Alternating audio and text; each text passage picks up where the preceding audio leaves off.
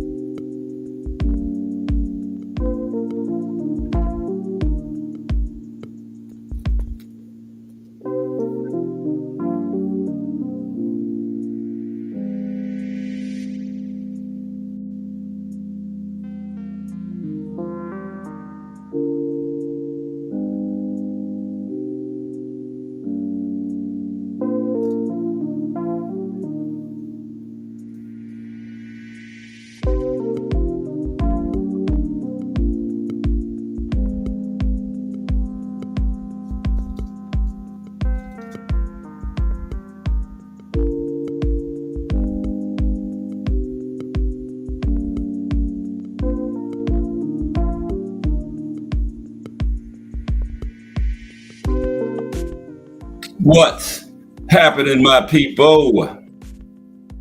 It's Cat Sports again, back for another afternoon with the family.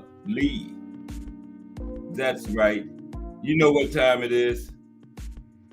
If it's Monday through Friday, 2 p.m., it's the Box Story, bringing you all that boxing history. Boxing is the greatest sport of them all. That's why we love it. Can't get enough of it. Sport of them all.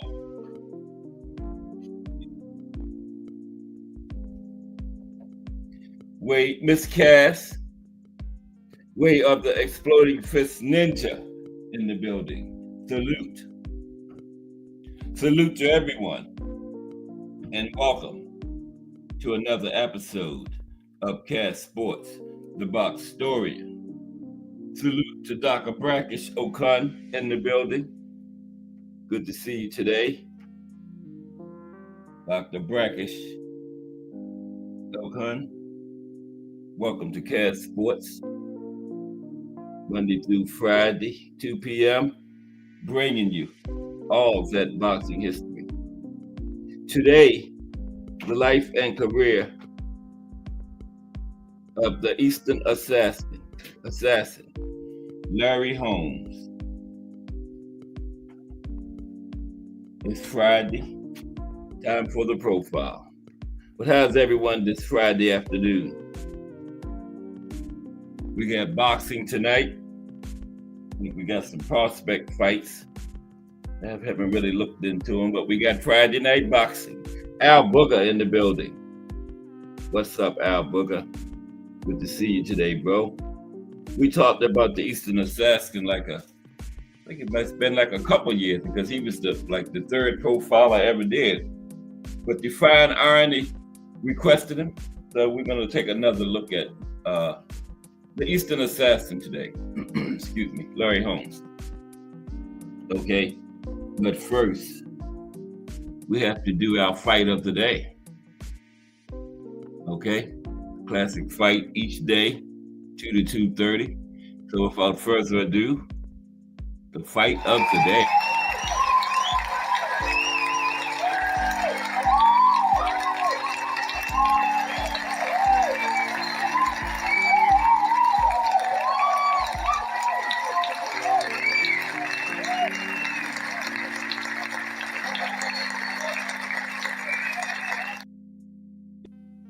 The fight of the day today, Marvelous Marvin Hagler versus the Hands of Stone, Roberto Duran. This is a good one here. Way Up the Exploding Fist Ninja says, I'm great in my bar. Birmingham, UK, relaxing. Yeah, I've been in some of those bars in the UK too. Great atmosphere. I was stationed over there in the United States Air Force back in the late 70s. You're aware of the Exploding Fist Ninja. I've been in some pubs over there, man.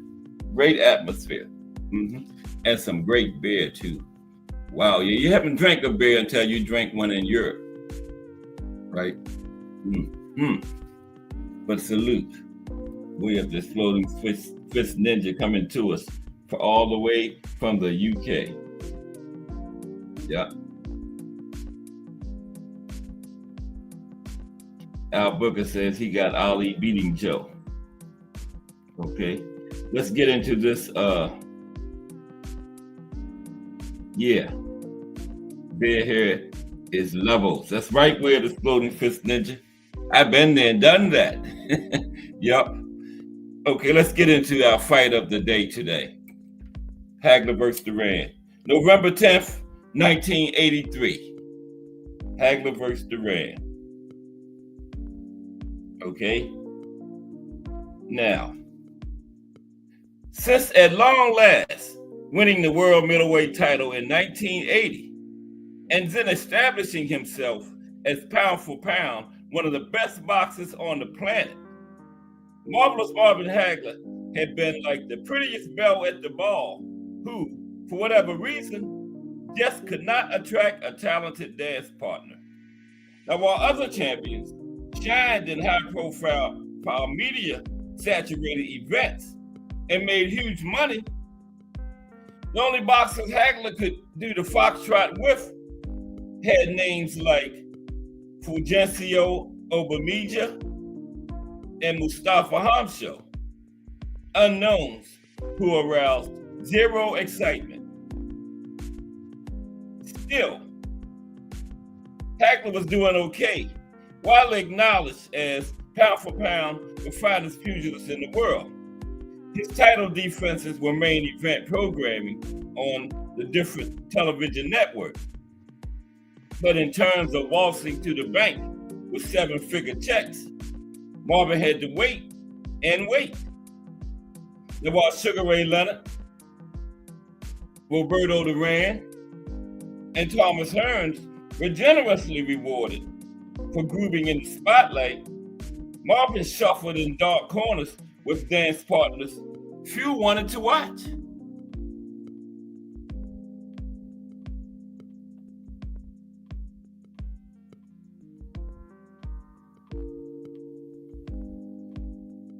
Few wanted to watch. In 1982, Hagler saw not one, but two huge chances for big money shimmy agonizingly close before twirling out of his reach like a fickle prom date. In the spring, he signed to face Hearns, but the hitman injured a finger in training and the match was first postponed before being canceled.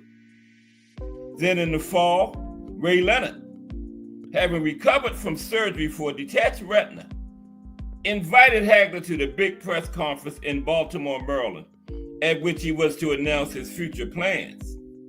Now, this is a big reason why Hagler disliked Ray Leonard. Now, Hagler anticipated a challenge from Leonard at this press conference, and finally, a huge money fight. Why else would Ray bother to invite him, right? But instead, it was just a big tease. In front of a large crowd, Leonard stated that a fight with the Marvelous One would never happen before announcing the first of several retirements. Yeah, he teased the hell out of Hagler. That I remember that. He invited Hagler to the press conference all the way from Massachusetts to come to Maryland. Hagler just knew Ray was going to throw the challenge out. Ray announced his retirement. Why invite this man in the first place if that's what you were going to do? That was terrible. Hagler never, that was the first of many reasons Hagler didn't like Ray Leonard. That was a big, huge tease. So Ray announces retirement instead of announcing a fight with Hagler. Now, Hagler didn't dwell on these disappointments. He went about his business, defending his title and building his legacy. Notching impressive wins over contenders Tony Simpson and Wolf Skippian. Meanwhile, Roberto Duran, the disgraced yet still legendary former champion, who had quit against Leonard in 1980 and was widely viewed as washed up, was about to regain his old form and his drawing power. Yeah, Duran was coming off of that No Moss fight, and everybody was like, yeah, Duran is done after that. But he did make a good comeback, and he was getting ready to embark on it at that time, okay? Now let's have Hagler and Wolf Skippian, one of the lower, I wouldn't say low level, but lower level fighters he was getting in the ring with instead of Hearns, Leonard, Duran. While Hearns, Leonard, Duran was fighting each other. You know, Hagler couldn't get any of them in the ring at first. In January, Duran looked better than he had in years when he battered and stopped Pepino Cuevas in 4 rounds. And the impressive win over Cuevas earned Roberto a shot at Davey Moore's super welterweight title. And while in training, Duran got a call to perform in a mock sparring session with Hagler for a TV show. Now, the filming of the skit allowed people to see firsthand how the two matched up physically. And immediately after, Roberto contacted promoter the Bob Father Arum and said, "He's not much bigger than me," Roberto told the man now representing both pugilists. The Bob Father was representing Duran and Hagler at that time. And Duran told Bob, "He's not that much bigger than me. I'll fight him after I beat Davey Moore." Okay? So that was the beginning of the Hagler-Duran talks. Duran then reestablished himself as a major attraction with a surprisingly one-sided beatdown over Moore in front of an exultant crowd at Madison Square Garden. And seated ringside was the one and only Marvelous Marvin Hagler, who jumped into the ring the second the fight ended to congratulate the new champion Duran. As he did, Hagler had one fact on his mind. He could make more money dancing with Roberto Duran than he had earned in his previous 61 fights altogether. Okay, Mike Rem in the building. What's up, Mike Rem? How are you today, sir?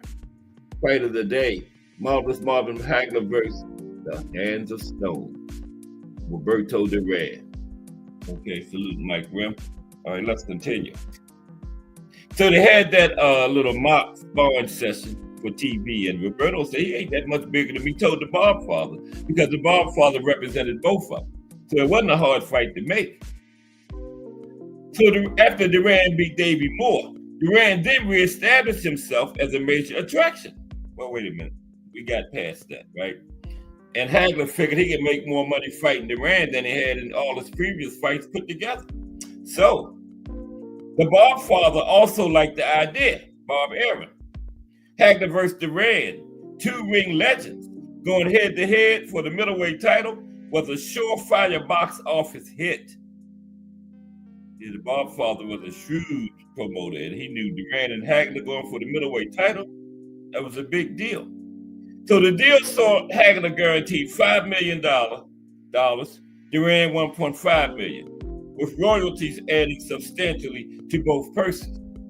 At long last, Hagler had the kind of big payday he had been searching for.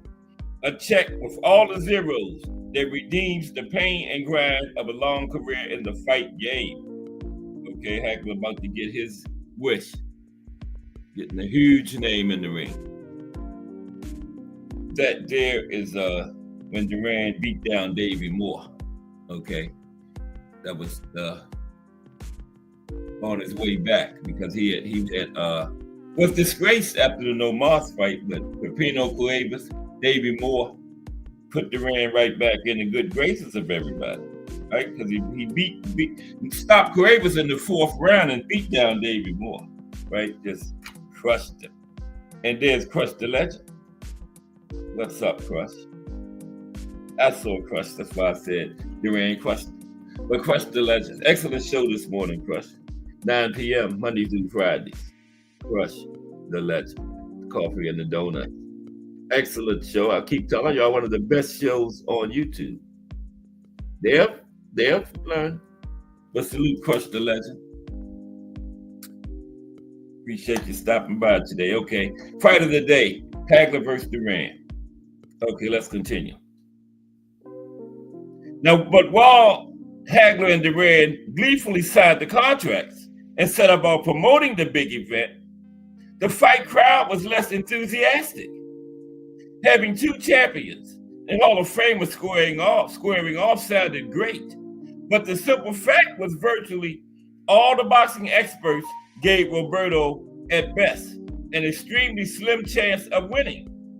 Hagler versus Duran was a big fight, no question, but at the same time, it had little of the customary super fight electricity. Marvelous Marvin was younger, bigger, stronger, more powerful, and possessed a granite chin to boot. Duran, a lightweight in his prime, would have been hard-pressed to defeat the middleweight top contenders, let alone one of the most lethal battlers in the division's history, Marvin Hagler. Now, while legions of impassioned Manos de Piedra fans celebrated his second coming and cheered him on as he prepared for this historic challenge, everyone else had difficulty seeing how he posed a serious threat to the middleweight champion, Hagler. Okay? Because, Duran had came all the way from lightweight and he was much smaller than Hagler, so not many people gave him a chance. But they were all wrong, okay?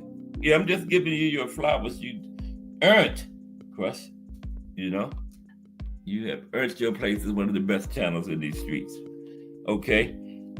So, yeah, not many people were giving Duran a chance outside of his team and his followers. But Duran had one undeniable advantage: Hagler's unfamiliarity with the super fight experience. This was Hagler's first truly high-profile fight, the kind of fight that's more than just a sporting contest, but also a major media event. Meanwhile, such attention and scrutiny was nothing new to Duran, a legend in his home country of Panama and a veteran of several high-stakes title fights, including 2 battles with Sugar Ray Leonard. He fought Davey Moore, 3 fights with Esteban de Jesus. Duran was accustomed to the cameras and the crowds and fed off the energy of his fans. Okay?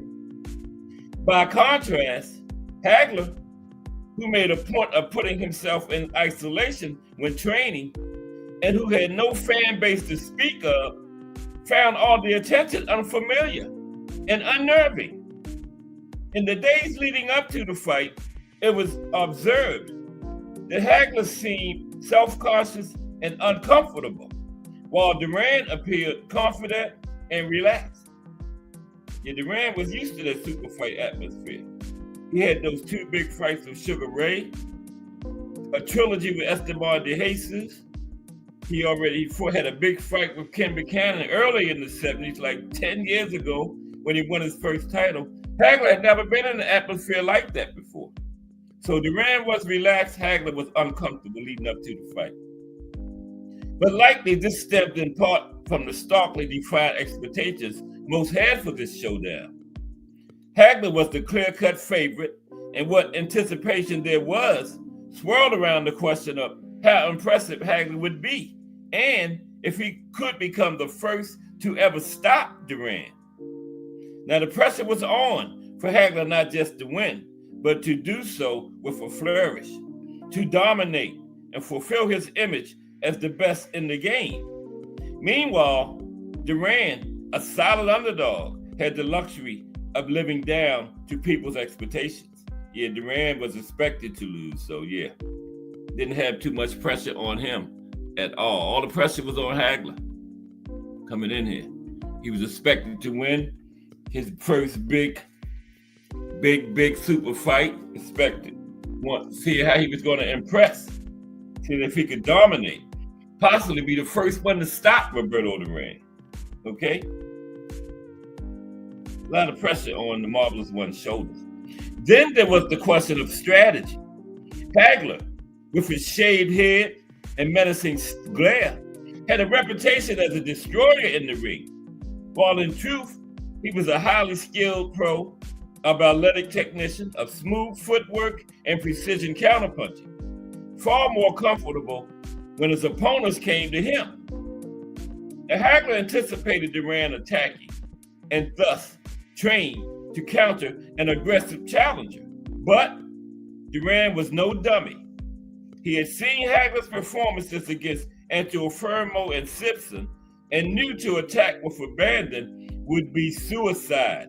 Okay? Duran knew if he went in there and tried to pressure Hagler, that would be his undoing real fast. Instead, Duran entered the ring with a plan to force Hagler to lead so he could be the one to land counter shots.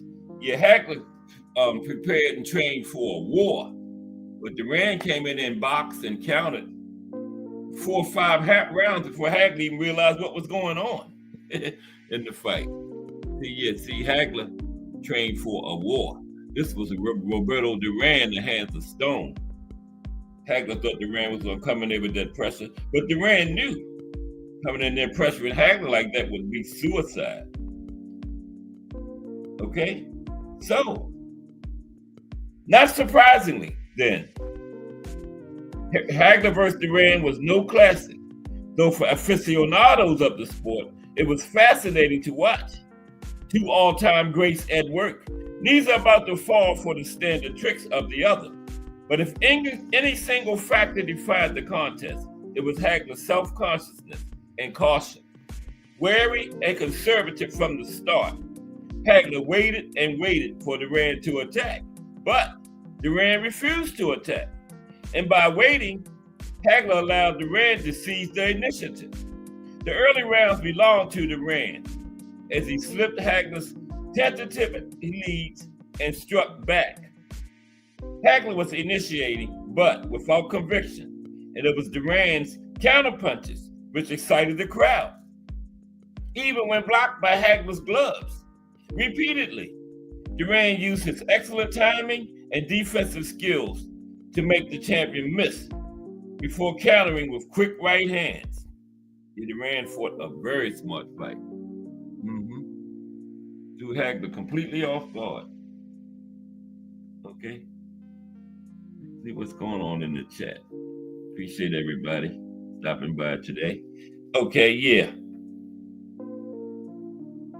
Now, Hagler opened up more in the 5th round as Duran started to tire. Now, Duran already breathing through his mouth. And in the 6th round, Hagler demonstrated he could, in fact, take over anytime he got ready to. He pounded Duran with uppercuts, staggered him with a powerful left, and for the first time, put together hard combinations. This was the 6th round. Told you it took 4 or 5 rounds before Hagler even realized what was going on. But in the 6th round, he started to find his groove. Now, Duran appeared frustrated and unable to neutralize the bigger man's advantages in strength and power, as alarmingly, Duran absorbed more clean punches in that single round than in his last several fights put together. Now, forced to give ground and take shots, it appeared just a matter of time before Duran would be hammered into submission. The Hagler was starting to take over, right? This is how he should have started the fight. Mike Mazik in the building. What's up, Mike Mazik?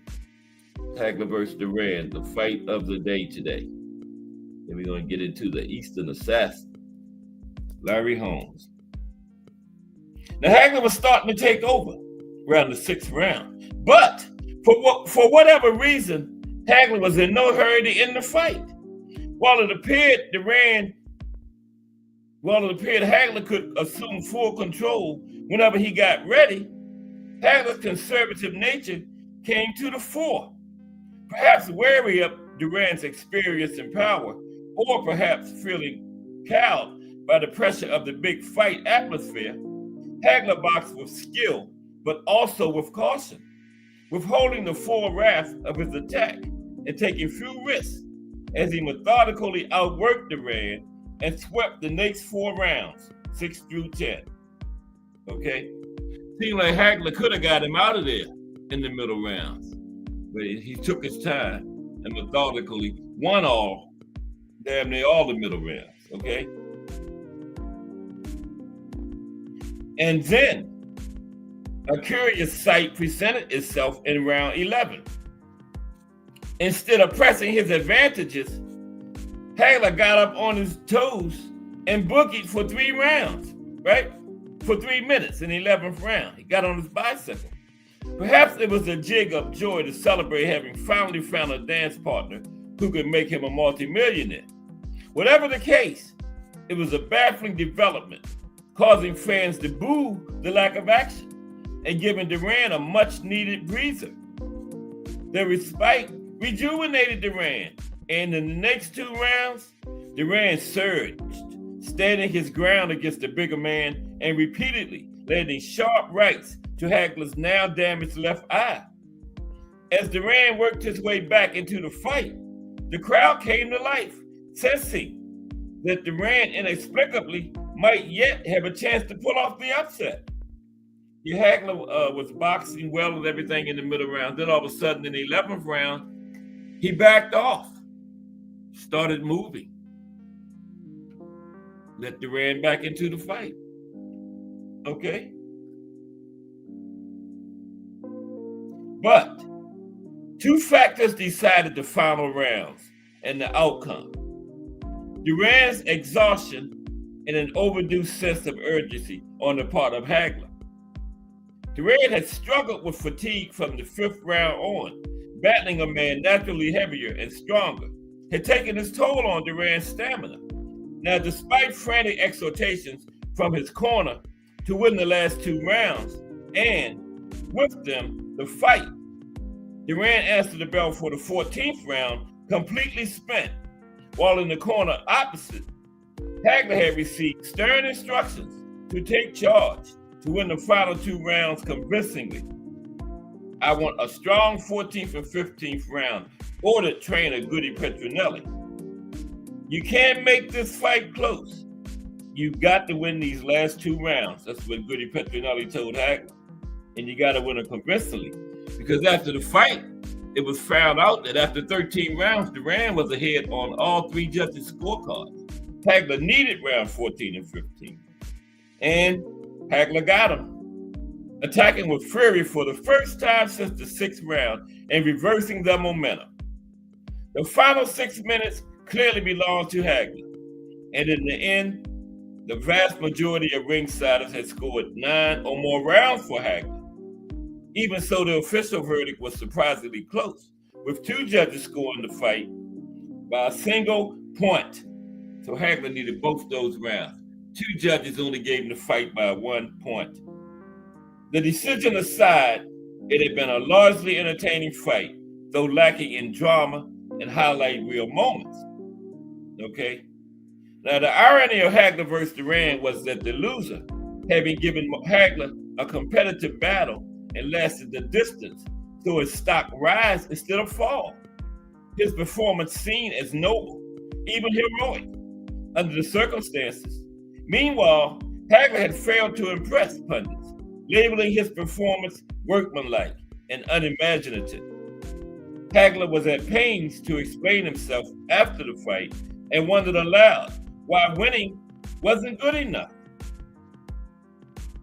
Okay, and there's the end. Duran talking trash as usual.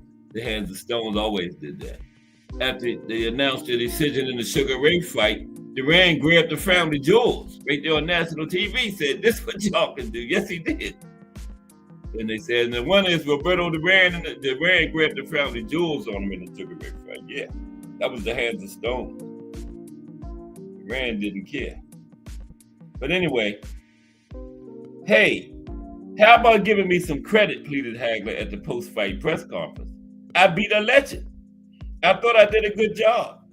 I had to get myself a pat on the back. Now, many agreed, and Ring Magazine would bestow their 1983 Fighter of the Year award upon Hagler. But what Marvelous Marvin seemed to not understand was that fighting a good dance partner and going through the motions is not enough to impress the public. Within the spotlight, a performer who wants to really turn heads, not to mention turnstiles, needs to bust a move and let it all hang out. Thankfully, both for Hagler and boxing fans, Marvelous Marvin would save some of his most impressive steps for the dance floor he shared with Thomas Hitman Hearns in 1985 under a spotlight even brighter than this one. Yeah. But that was the fighter today, Marvin Hagler and Roberto Duran. And there's the four kings. Bruce Gas, Boxing Gas, and more in the building. What's up, Bruce Gas? Yeah, that was a fighter today. The fight of the day, Marvin Hagler and Roberto Duran. Salute Bruce Gas, Boxing Jazz, and more. Okay, let's get to the Easton assassin now. Larry Holmes. Okay, yeah, the Easton assassin. And then later we're going to talk about boxing in Pennsylvania. Some great boxers from Philadelphia today. And there was some great, okay.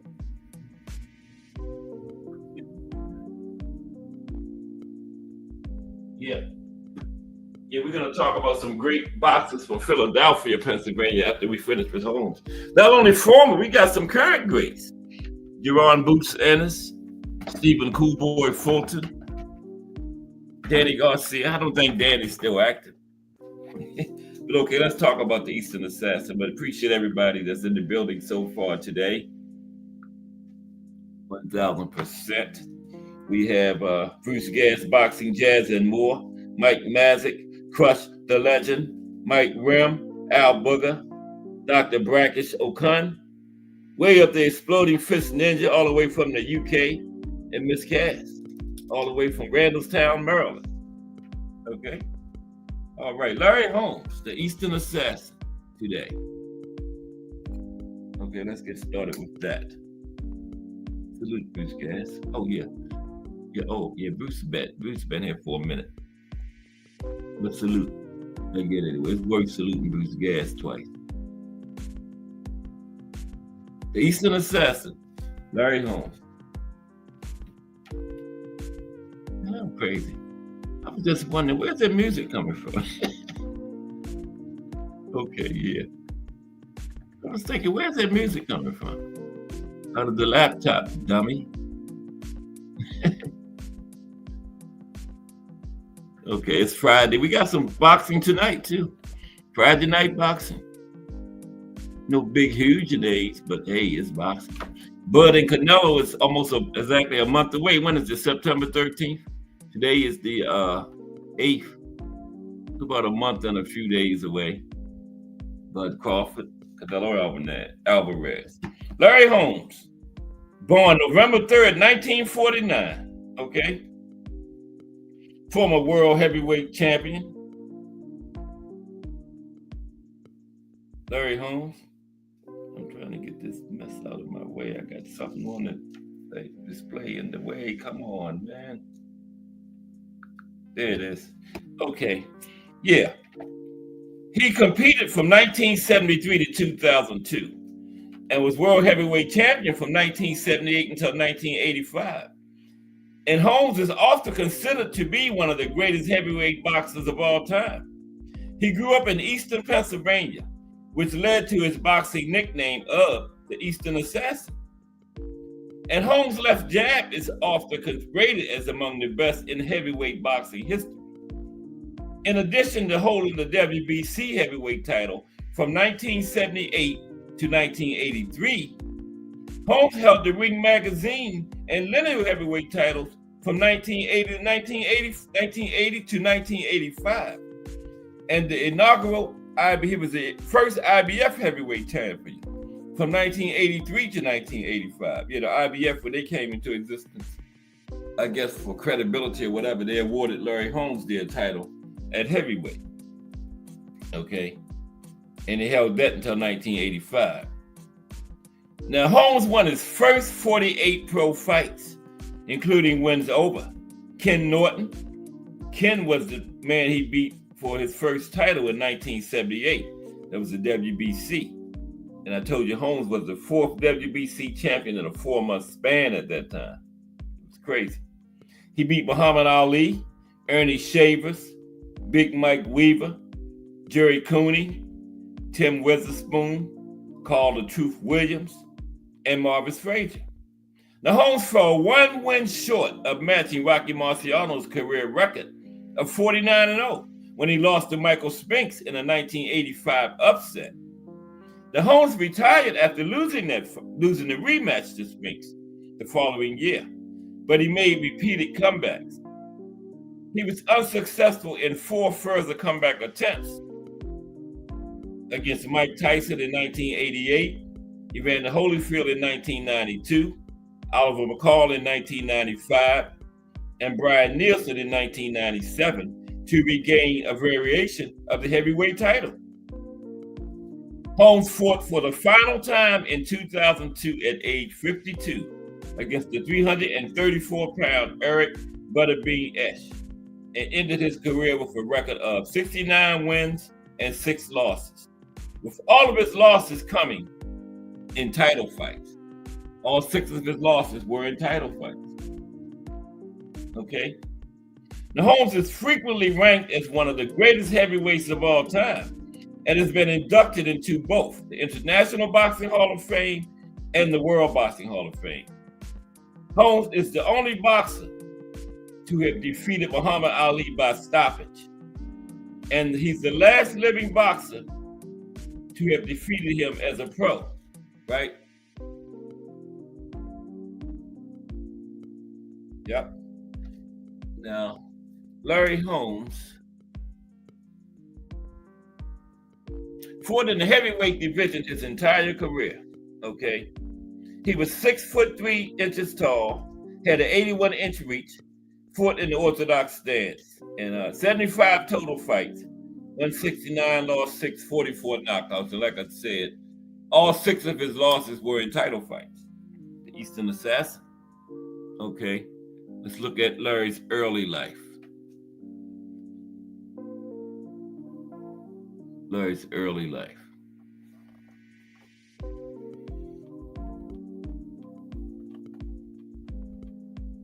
Okay. Now, Holmes was the 4th of 12 children born to John and Flossie Holmes in 1954. John and Flossie Holmes, 1949. In 1954, the family moved to Easton, Pennsylvania, in the Lehigh Valley region on the state's border with New Jersey. Holmes' father went to Connecticut, where he visited the family every 3 weeks and worked as a gardener until his death in 1970. He didn't forsake us, said Flossie Holmes, Larry's mother.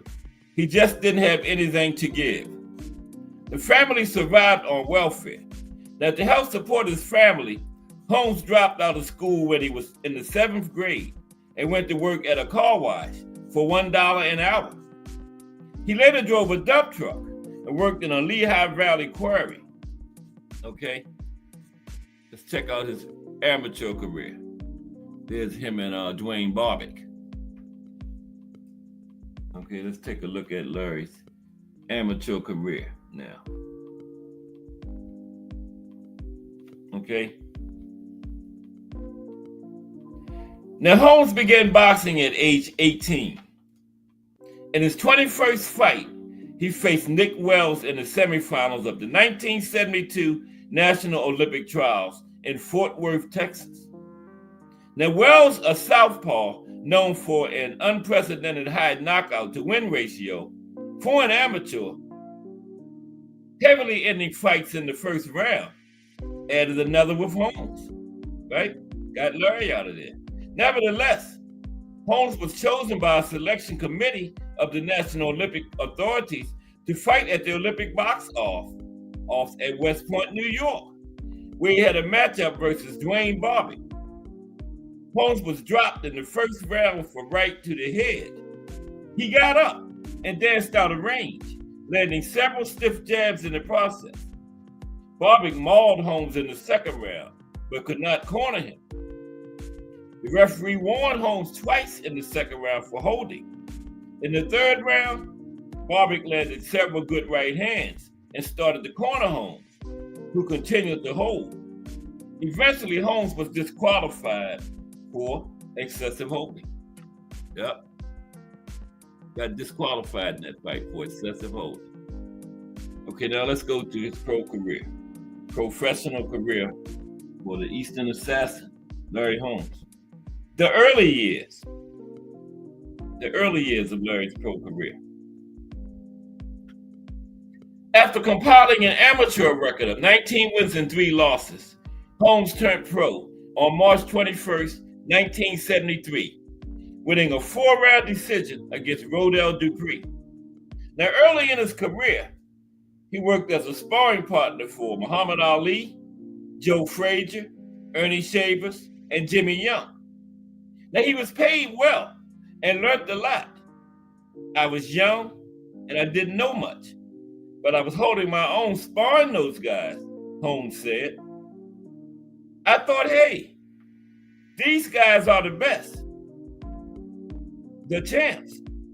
If I could hold my own now, what about later? Now, Holmes first gained credibility as a contender when he upset the hard-punching Ernie Shavers in March of 1978. That's him and Shavers right there. He upset the hard-punching Ernie Shavers in March of 1978. Holmes won by a lopsided 12-round unanimous decision, winning every round on 2 scorecards and all but one on the third. Holmes' victory over Shavers set up a title shot between Holmes and WBC heavyweight champion Ken Norton in Las Vegas, Nevada on June 9th, 1978. This is when he got his first title. It was against Ken Norton. Jab Queen Boxing in the building. Salute Jab Queen Boxing, everybody. Great channel. If you're not subscribed to Jab Queen Boxing, please subscribe to the Jab Queen. Great channel. She has some great paddles over there, some expert boxing talk. You know, everybody giving their opinions and stuff. Because, you know, we all got different opinions. What would the world be like if everybody thought the same? So, yeah, great boxing talk. You can drop your link in there if you want to, Jab Queen. But everybody subscribe to Jab Queen Boxing. But salute Jab Queen Boxing. Appreciate you stopping by today. We're talking about Larry Holmes, the Easton assassin, today. Profiles on every Friday, Jab Queen. But salute Jab Queen Boxing. Great channel. Okay. Yeah. He's getting ready to fight Ken Norton for his first title, defeating Ken Norton and winning the WBC Heavyweight Championship. Now, Holmes met Ken Norton for the WBC Championship on June 9th, 1978. After 14 rounds, all three judges had the fight scored dead even at 7 rounds apiece, right? 15 rounds back then, after 14, 7-7. Now, Holmes rallied late in the 15th to win it on 2 scorecards and take the title by a split decision. Now, in his first 2 title defenses, Holmes easily knocked out Alfredo Evangelista and Ozzy Ocasio. Now, his third defense was against future WBA heavyweight champion Big Mike Weaver on June 22nd, 1979.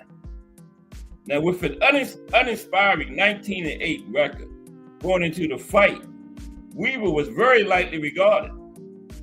After 10 tough rounds, Holmes dropped Weaver with a right uppercut late in round 11. In the 12th round, Holmes immediately went on the attack, backing Weaver into the ropes and pounding him with powerful rights until the referee stepped in and stopped the fight.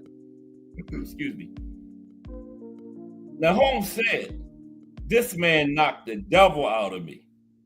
This man might not have had credit before tonight, but you'll give it to him now." Now, 3 months after Weaver, on September 28th, 1979, Holmes had a rematch with Ernie Shavers, right? Because remember, Shavers was the one where he had the was like a title eliminator before he got his first title against Ken Norton. Okay, so the next year, 1979, after Weaver, he had a rematch with Shavers. Okay.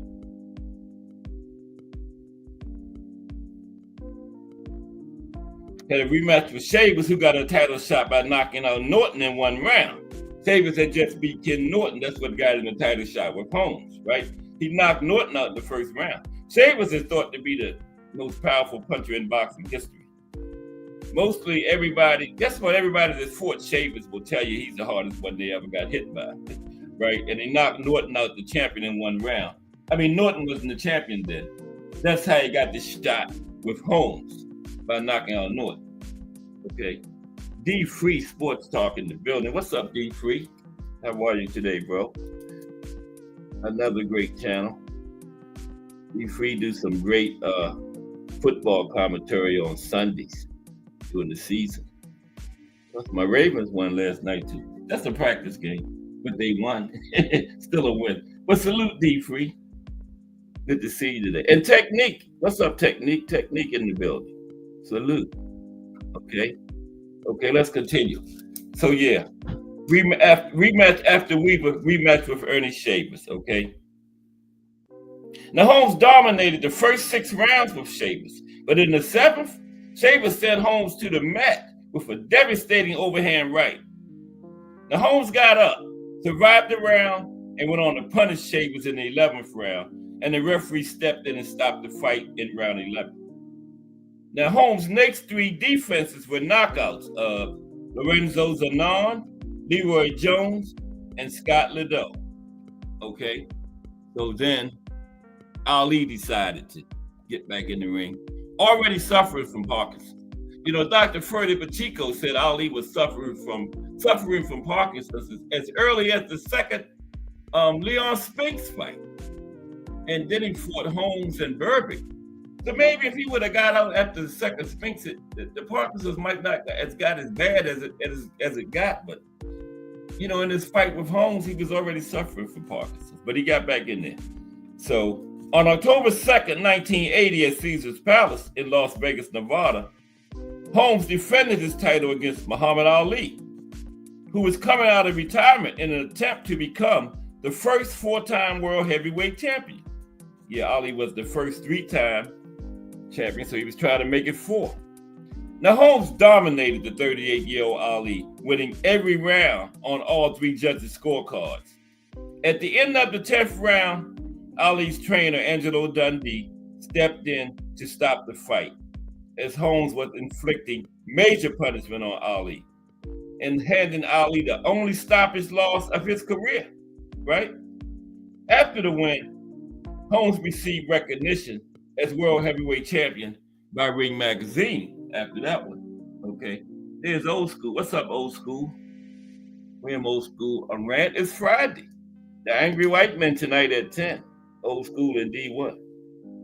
I got a question. Who's the most angry of the two angry white men, Old School or D1? I don't know. It's close. I'll give it to Old School. Salute Old School. Larry Holmes today. Okay. Yeah. After the Ali fight, Ring Magazine made him their champion. Now, Ali blamed his poor performance on thyroid medication. Yeah, right. Which he had been taking, saying that it helped him lose weight, right? Now, he came into this fight at 217.5 pounds. That was his lowest weight since he fought Big George Foreman in 1974. But it also left him drained for the fight, like he was going to win. Ali wasn't going to win no matter thyroid or whatever. But he used that as an excuse, he said. The thyroid medication drained him. Now, Holmes seemed to show signs of sadness in punishing Ali so much during the fight. Tears appeared in Holmes' eyes during a post-fight interview. And when he was asked why he was crying, he said that he respected Ali a whole lot and he fought one of the baddest heavyweights in the world today, and you cannot take credit from him. But, Ali had no business in there, right? RP, Ray Patterson, straight out of New Jersey in the building. What's up, RP? How are you today? Yeah, we're going to talk a bit about Pennsylvania boxing after this. There's some little great boxers out of Philly. Like I said, we got some great active boxers too. Jerron Boots Ennis, Cool Boy, and others. Danny Garcia. Danny Garcia ain't active. Did he officially retire? But I don't know. But let's continue. Yeah. Holmes' trainer, Richie Giacchetti, called Holmes' pummeling of Ali awful. The worst sports event I ever had to cover. Actor Sylvester Stallone was ringside for the fight, and Sylvester Stallone said it was like watching an autopsy on a man who is still alive. Damn, Sly. Like watching an autopsy on a man who is still alive. Wow. Now, the Holmes fight is said to have contributed to Ali's Parkinson's syndrome. Yeah, sure it did. No shit, Sherlock. Right. He already had it. Yeah. No doubt it did. Okay, so now defeating Trevor Berbick, Leon Spinks, and Renato Snipes. Okay, for Holmes. Trevor Berbick, Leon Spinks, Renato Snipes. After 8 consecutive knockouts, Holmes was forced to go the distance when he successfully defended his title against future WBC heavyweight champion Trevor Berbick on April 11, 1981. In his next fight, 2 months later, Holmes knocked out former undisputed world heavyweight champion Leon Spinks in 3 rounds. Remember, Leon was the novice to beat Ali in his 8th fight, remember? On November 6, 1981, Holmes rose from a 7th round knockdown, during which he staggered into the turnbuckle to stop Renato Snipes in the 11th. Yeah, Renato caught it with a good one, but Holmes got up and won it. Then came the Jerry Cooney situation. We talked about that was the fight of the day. I believe it was Wednesday. Remember him and Jerry Cooney? Yeah. Old School says, I hated Larry Holmes for years over the Ali fight. I literally had tears running down my face watching the fight, and I've never watched it again. Yeah, so did Holmes, Old School, and Holmes was the one that did it. Yeah, it was sad watching that. Ali had no business in there. And before the fight, we were saying, how's Ali going to win? What is he going to do? This 38-year-old man, and Larry Holmes was cooking around that time, man. So, yeah. But it still was sad. Like Sylvester Stallone said, watching an autopsy on a man who's still alive. It wasn't that bad. Wow. But yeah, Jerry Cooney and Holmes. Okay. That was a big one there. On June 11th, 1982, Holmes defended his title against Jerry Cooney, the undefeated #1 contender and an Irish American. Now, the lead up to this fight had many racial overtones, with promoter Don King and others hyping Cooney as the Great White Hope. Yeah, Don King was the main one playing the race card in that one. Yeah. Don was just about making money any way he could. He was the main one playing the race card. Yeah. Now Holmes said that if Cooney wasn't white, he would not be getting the same purse as the champion. Yeah, both boxers received $10 million for the fight. I think Holmes had a point there too, right? Yeah. Yeah, the A side, hardly ever. I mean, the B side hardly ever gets the exact same thing as the A side. They both got 10 million. Yeah. Holmes was bitter about that too. Now, although Cooney tried to deflect questions about race, members of his camp wore shirts that said not the white man, but the right man. Now remember that. I didn't see nothing wrong with that. Not the white man, but the right man. Wasn't nothing racist about that, was it? What y'all think? Not the white man, but the right man. I didn't see anything wrong with that. They had t-shirts saying that. As a matter of fact, I thought that was kind of like deflecting it away from race. I didn't see anything wrong with that. Now, in their fight previews, Sports Illustrated, something was wrong with this. Listen to this.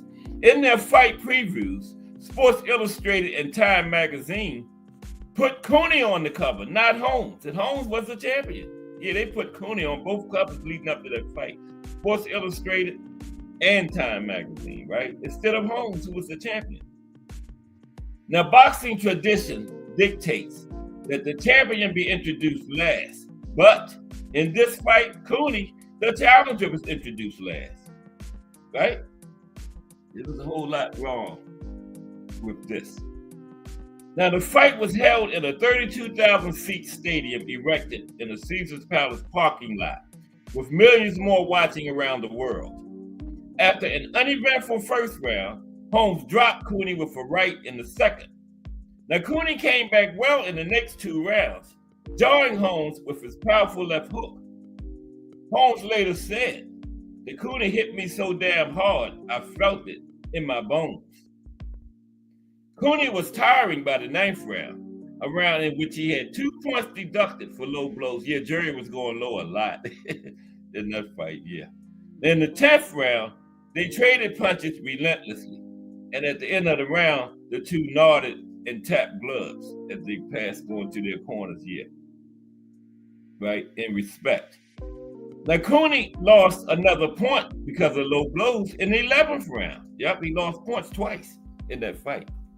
By then, Holmes was landing at will. In the 13th round, a barrage of punches sent Cooney down. He got up, but his trainer, Victor Valley, stepped into the ring and stopped the fight. And after the fight, Holmes and Cooney became close, still close friends to this day. Holmes said they talked like once a week. Yeah, they became very close friends. Then he had trouble with the WBC. After that, Holmes did. Trouble with the WBC. Let's talk about that. Trouble with the WBC. Now, Holmes' next two fights were one-sided decision wins over Randall Tex Cobb, an ex-European champion, Lucian Rodriguez. Yeah, he beat Cobb down, and it was terrible. Papa Cosell said he didn't have any other affiliation with boxing after that. That was so ridiculous. Yeah. And Tex Cobb said that after that fight, Holmes would never fight him again because Holmes' hands couldn't take the punishment that his head put on Holmes' hands. That's what Tex Cobb said. His head punished Holmes' fists. That's how Mr. Holmes was landing on it. It was ridiculous. Yeah. But he had two easy one-sided wins over Tex Cobb and ex-European champion Lucian Rodriguez. On May 20th, 1983, Holmes defended his title against Tim Witherspoon, the future WBC and WBA heavyweight champion. It is him and Tim. Right there. That's Bruce Gas' buddy. Always on Bruce Gas, Boxing Jazz and more. Big Tim. And Tim thought he won that fight. Now, Witherspoon, a 6-1 underdog, and with only 15 pro fights to his name coming in to this fight, surprised many by giving Holmes a difficult fight. After 12 rounds, Holmes retained the title by a disputed split decision. On September 10th, 1983, Holmes successfully defended the WBC title for the 16th time, knocking out Scott Frank in 5 rounds, 16th title defense. Holmes then signed to fight Marvis Frazier. son of Joe Frazier, on November 25th, 1983. Yeah. He was beating Marvin, calling the referee to come stop it. Yeah, there's him and Marvin. I bet you Bruce Gass remember that. Holmes was bip. Come on, referee. Waving to the referee. Hit him a couple more combinations. Waving to the referee to come stop the fight. Joe Frazier was in Marvin's corner. I know Joe wanted to jump in there so bad. He was Marvin's trainer. Okay. Now, the WBC refused to sanction this fight against the unranked Frazier, right? They ordered Holmes to fight Greg Page, who was the #1 contender, or be stripped of the WBC title. Promoter Don King offered Holmes $2.5 million to fight Greg Page, but Holmes didn't think that was enough. Yeah, Holmes was big on that, getting his money's worth back then. Because of the Holmes said, for the risk, I'm going to get paid for the risk, right? And he didn't take a lot of fights because of the money. And that Page was one of them. Don King offered him $2.5 million, but Holmes didn't think that was enough, so he fought Frazier. And he was making $3.1 million to fight Frazier, and felt he should get as much as $5 million to fight Page. He had a point. Frazier was unranked. He was getting $3.1 million. Page was the #1 contender. He was only getting $2.5, so he had a good point. I don't blame him. Now, Holmes had an easy time with Frazier, knocked him out in the first round. Then the following month, Holmes relinquished the WBC championship, right? Because they were still on him to fight Page. But they still wasn't paying him enough, so Holmes said, here, take your title then. But then the IBF came into existence, and they made Holmes their first. They made him their first heavyweight champion. The IBF did, right? He didn't even have to fight for it. Yeah, I guess for credibility, whatever. Larry Holmes was a good one to make your first champion. Former WBC champion. He had that for like 5 years straight. So IBF heavyweight champion. Now, despite his no longer being recognized by the WBC as heavyweight champion, Holmes was still regarded as the lineal champion, as well as being recognized as world champion by the Ring magazine, right? He was still a lineal champion because he had beat the man that beat the man. Nobody had beat him, right? The WBC just stripped him. Nobody beat him, so he still was lineal and Ring magazine champion. On December 11th, 1983, the newly formed International Boxing Federation, or IBF, extended recognition to Holmes, and he accepted as their inaugural heavyweight champion. As 1984 began, Holmes and Jerry Coetzee, the WBA champion, were signed to unify the titles on June 15th, 1984 at Caesar's Palace. But this fight fell through. It didn't happen. Let's see what happened to that fight, Holmes and Coetzee. Yeah, Bruce Gass told me how to pronounce that. I heard millions of people pronounce it. I was still saying Coetzee. Jerry Coetzee. Right. It's Coetzee the way it's spelled, but it's Coetzee. Okay, so this fight didn't happen. They were scheduled to fight at Caesar's Palace June 15th, 84. And the fight was being promoted by JPD Incorporation, but it was canceled when Caesar's Palace said the promoters failed to meet the financial conditions of the contract. Holmes was promised $13 million, and Coetzee was promised $8 million.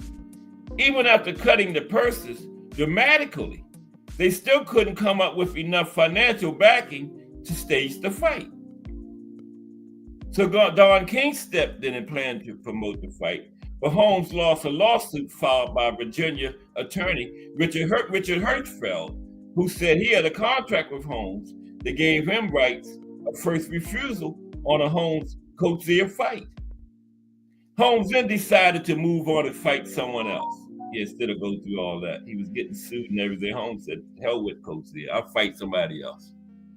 On November 9th, 1984, after a year out of the ring, Holmes made his first defense of the IBF title, the one that he got awarded, first defense. He stopped James Bone Crusher Smith on a cut in the 12th round. Oh, Bone Crusher. In the first half of 1985, Holmes stopped David Bay in 10 rounds for his 19th title defense, right? His next against Carl the Truth Williams was unexpectedly tough. The Truth gave him a tough fight. It is him and the Truth right there. Carl the Truth Williams. Yeah. The younger, quicker Williams was able to outjab the aging champion, who was left with a badly swollen eye by the end of the fight. Holmes emerged with a close and disputed 15-round unanimous decision. So now, Michael Spinks' situation. I thought Holmes won both of those fights with Spinks, but the judges didn't think so, and that's what counts, right? Holmes versus Michael Spinks. Now, Holmes' next fight had the potential to make boxing history. He agreed to terms to fight Michael Spinks, the undisputed champion at light heavyweight, for his 20th world title defense, September 21st, 1985. Now, a win by Holmes would have tied Rocky Marciano's mark of 49 consecutive wins without a loss at heavyweight, right? Well, that was throughout all about. Well, no, it wasn't. At heavyweight, let's say at heavyweight, because back in the old days, we had fighters. Sugar Ray won like 90-something straight. So, yeah. At heavyweight, Rocky Marciano's mark of 49 consecutive wins without a loss. Now, Spinks, meanwhile, was looking to join Bob Fitzsimmons as the only other boxer at the time to win titles at both light heavyweight and heavyweight. In addition, if Spinks defeated Holmes, he would become the first ever reigning light heavyweight champion to win the heavyweight title. Because Spinks didn't vacate his title when he came up to fight Holmes, he was still the reigning light heavyweight champion at the time, right? So before the fight, Archie Moore, who was the longest reigning light heavyweight champion, still is, 10 straight years, Archie Moore. He was way retired by then. But Archie Moore had unsuccessfully challenged for the heavyweight crown himself twice while he was reigning light heavyweight champion. Archie Moore predicted an easy win for Larry Holmes. Archie Moore said, "I'm afraid Larry will chew him up. Spinks may be faster than Larry, but you can only go so fast."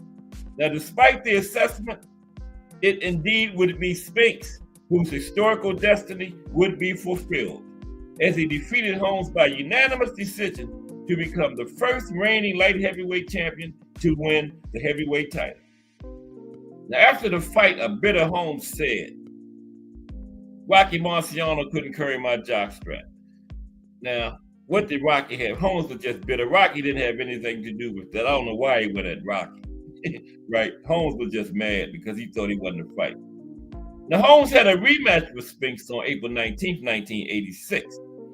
Again, Spinks got the win, this time retaining the title. In the rematch, Spinks was the champion, right? And Spinks retained the title with another disputed 15-round split decision. Now, the judges scored this fight. Judge Joe Cortez had it, 144 to 141 for Holmes. Judge Frank Brunette had it, 144-141 for Spinks. And Judge Jerry Roth had it, 144-142 for Spinks. Split decision, right? So, in a post-fight interview with HBO, Holmes said, "The judges, the referee, and promoters can kiss me where the sun don't shine. And because we're on HBO, that's my big black behind." Holmes a poet and don't know it, right? Kiss me where the sun don't shine. And since we're on HBO, that's my big black behind. Go ahead, Larry. On November 6, 1986, 3 days after his 37th birthday, Holmes announced his retirement, but he didn't stay retired. Comebacks. Okay. On January 22nd, 1988, Holmes was lured out of retirement by a $2.8 million purse to challenge reigning undisputed world heavyweight champion Mike Tyson. Lured out by the incomparable Don King. Right? Don King got him out of retirement to fight Mike. Right? Now, Tyson dropped Holmes in the fourth round with an overhand right. Holmes got up, but Tyson put him down 2 more times in the same round, and the fight was stopped. It was the only time Holmes was knocked out in his career. And Tyson told Ali he was going to get him back for what Holmes did to Ali in the exact same situation. An aging champion who didn't belong in the ring fighting a young champion, young dominant champion. Holmes was in the same situation he was in with Ali, but this time he was on the other end of it. And Mike Tyson had told Ali he was going to get him back, and he did. Wow. After the fight, Holmes again retired. He returned to the ring in 1991 and became a much more active fighter, usually fighting on USA Tuesday Night Fight card every few weeks against up-and-comers and journeymen. After 5 straight wins, he fought Ray Mercer, the undefeated 1988 Olympic gold medalist, on February 7th, 1992. And Holmes pulled off the upset and won by a 12-round unanimous decision. Yeah, we're going to get some link time about 3:30 too. 3:30, yeah. Everybody's welcome to hit the link, right? Now, yeah, he beat Ray Mercer, unanimous decision. Holmes later claimed that he fought Mercer in spite of having a detached retina.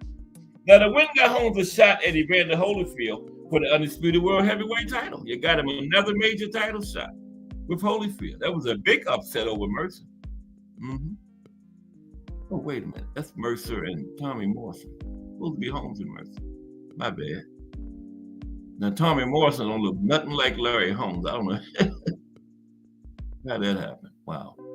Yeah, that's Tommy Morrison. Ray Mercer and Tommy Morrison. It's supposed to have been Tommy Morrison and Holmes. Okay. Yeah, but his win over Mercer got him a shot at another major title against Evander Holyfield, right? So, Jab Queen says she loves both of her angry white men. Yeah, they both my guys too. I was just trying to figure out, Jab Queen, who was the angrier of the two. They both equally angry. But it's tonight at 10 p.m., the Angry White Men. One of them's in there, old school. We're going to get some link time at 3:30 in about 15 minutes for the last half hour. But let's finish this up, though. Yeah, like I said, the win over Mercer got Holmes a shot at Evander Holyfield for the undisputed world heavyweight championship. On June 19th, 1992, Holyfield defeated Holmes by a 12-round unanimous decision. Then on April 8th, 1995, Holmes fought Oliver McCall for the WBC title, got another title shot. Holmes lost by a close 12-round unanimous decision.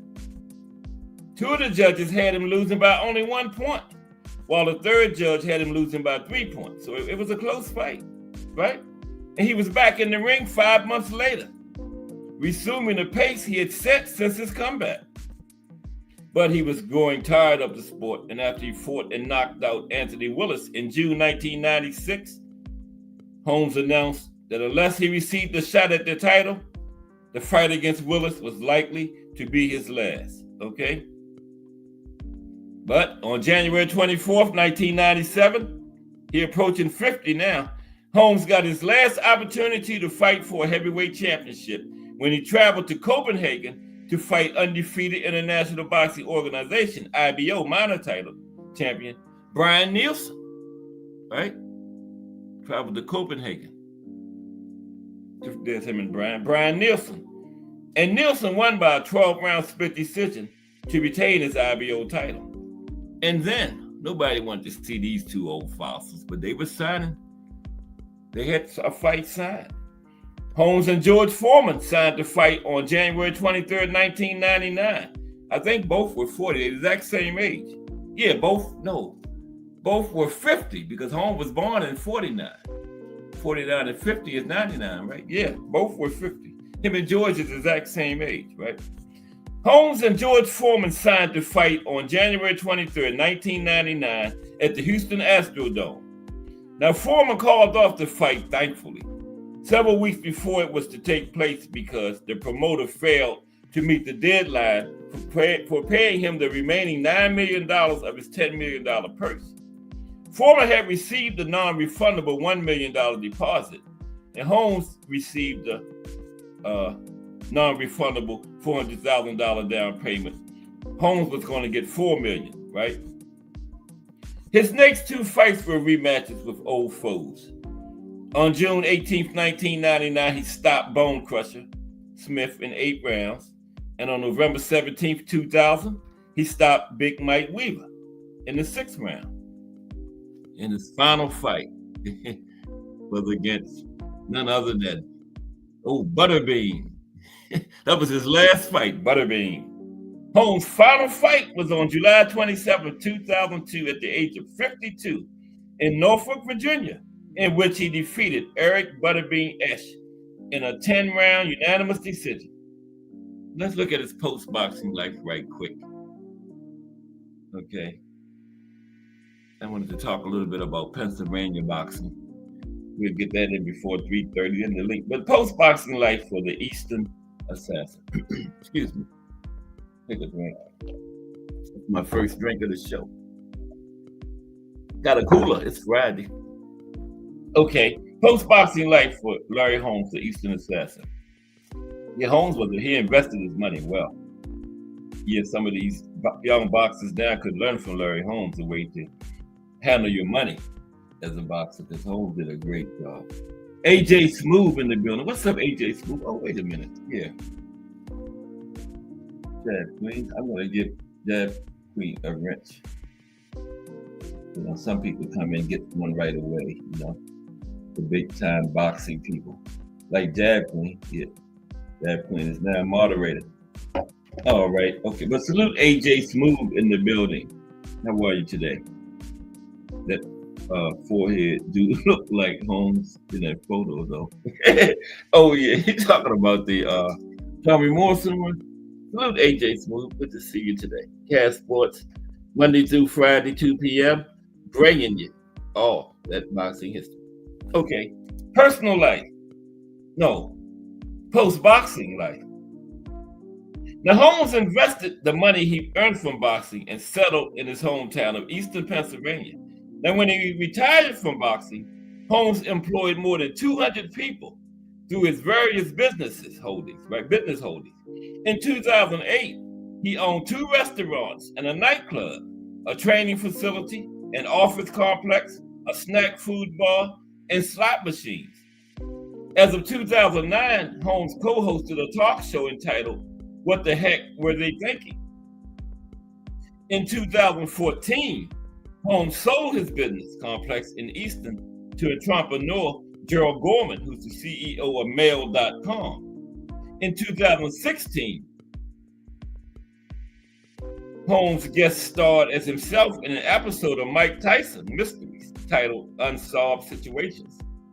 As of March 21st, 2025, following the death of George Foreman, Holmes is the oldest living heavyweight boxing champion. Yeah, Holmes is the oldest after Big George. Him and Big George was the same age, but Big George was the oldest living before he passed because his birthday came that year before Holmes. They're in the same year, but now Holmes is the oldest living heavyweight boxing champion, Larry Holmes. Now, Holmes was inducted into the International Boxing Hall of Fame in 2008. Personal life. In 1979, Larry Holmes married Diane Robinson, with whom he has 2 children. He also has 3 daughters from 2 previous relationships.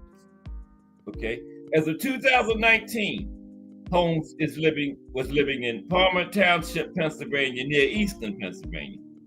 His younger brother, Mark Holmes, was a middleweight boxer from 1980 to 1987. You heard of Holmes. There you have it. The life and career of the Easton assassin, Larry Holmes. All right. Let's look at Pennsylvania boxing real quick. Then in like 5 or 10 minutes, we're going to get some late time. Just real quick on some boxing in Pennsylvania. Since Larry is from Pennsylvania, right? The Easton assassin. Let's look at that real quick. And we're going to get some link time. Old school still in here. Old school always. The link is, everybody is welcome to hit the link and talk this boxing. We don't have too much big happening this weekend. We got something happening tonight, but I don't know anything about any of them. Somebody said they were mainly prospects. I don't know. Well, you're welcome, Jab Queen Boxing. Yeah, you deserve a wrench. You gave me one. Okay, now, Pennsylvania, particularly Philadelphia and Pittsburgh, boast a rich boxing history, producing numerous world champions and contributing significantly to the sport's development in the United States. Now, early boxing gyms and schools emerged in Philadelphia in the late 19th century, while Pittsburgh became a prominent fight center in the first half of the 20th century. Now, let's look at some of Philadelphia's contribution. Early boxing hub. Now, Philadelphia's boxing scene took foot in the late 1800s with the establishment of boxing schools by John Clark and Arthur Chambers, who trained local talent. Now, some notable fighters, right? Philadelphia produced several world champions, including Smoking Joe Frazier, Bernard Hopkins, Gerard Buchanan.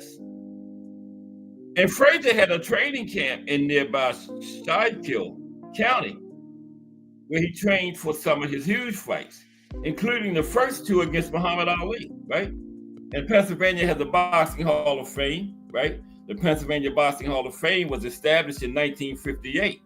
It honors the state's boxing heritage and has inducted many Philadelphia boxers, right? Among its members, right? Now it's got the Executioners Gym. This is a boxing club called the Executioners in Philadelphia. It played a role in the lives of young men by providing a safe space and mentorship, right, to young men up there in Pennsylvania. Now, the Pittsburgh boxing legacy, early champions. Pittsburgh produced several champions in the first half of the 20th century, including George Chipp. George Chipp was a middleweight champion in 1913, and the legendary Harry Graham, known as the Pittsburgh Windmill.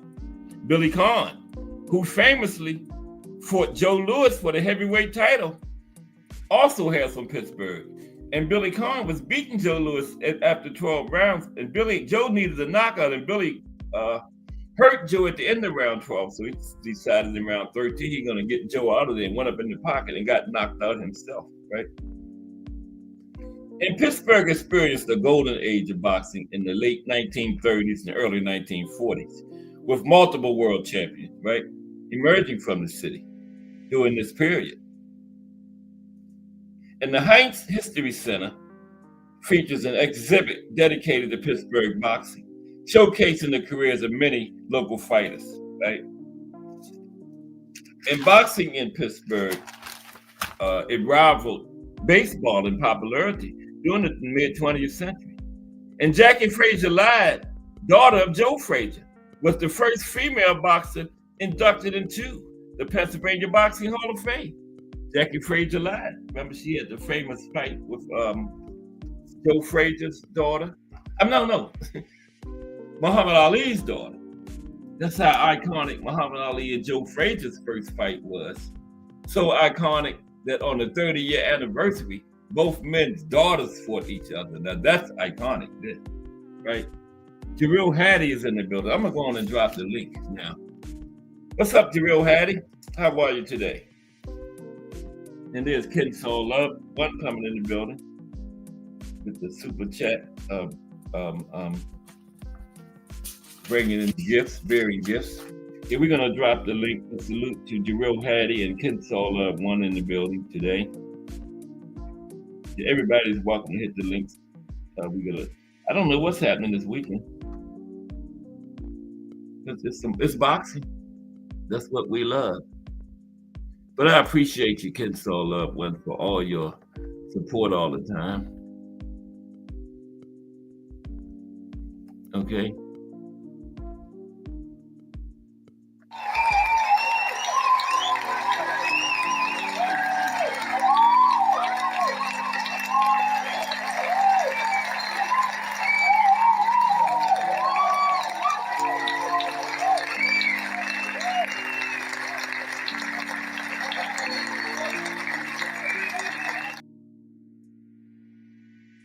Yeah, what you doing off work today, old school? Old school usually work doing my show.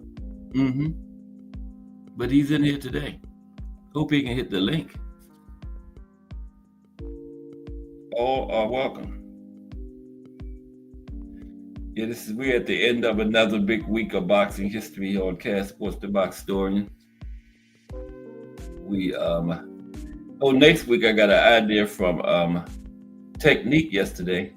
We're gonna look at that the Irish bloodlines in boxing. Technique said Muhammad Ali even had some Irish blood in him. So yeah, we're gonna look at that. I take suggestions, and then on Wednesdays we do shows that people suggestions from the chat. Mm-hmm. Yeah, and that's a good one. We're gonna look at that next Wednesday. Okay. Technique was in here. But I appreciate everybody that's stopped by today and support.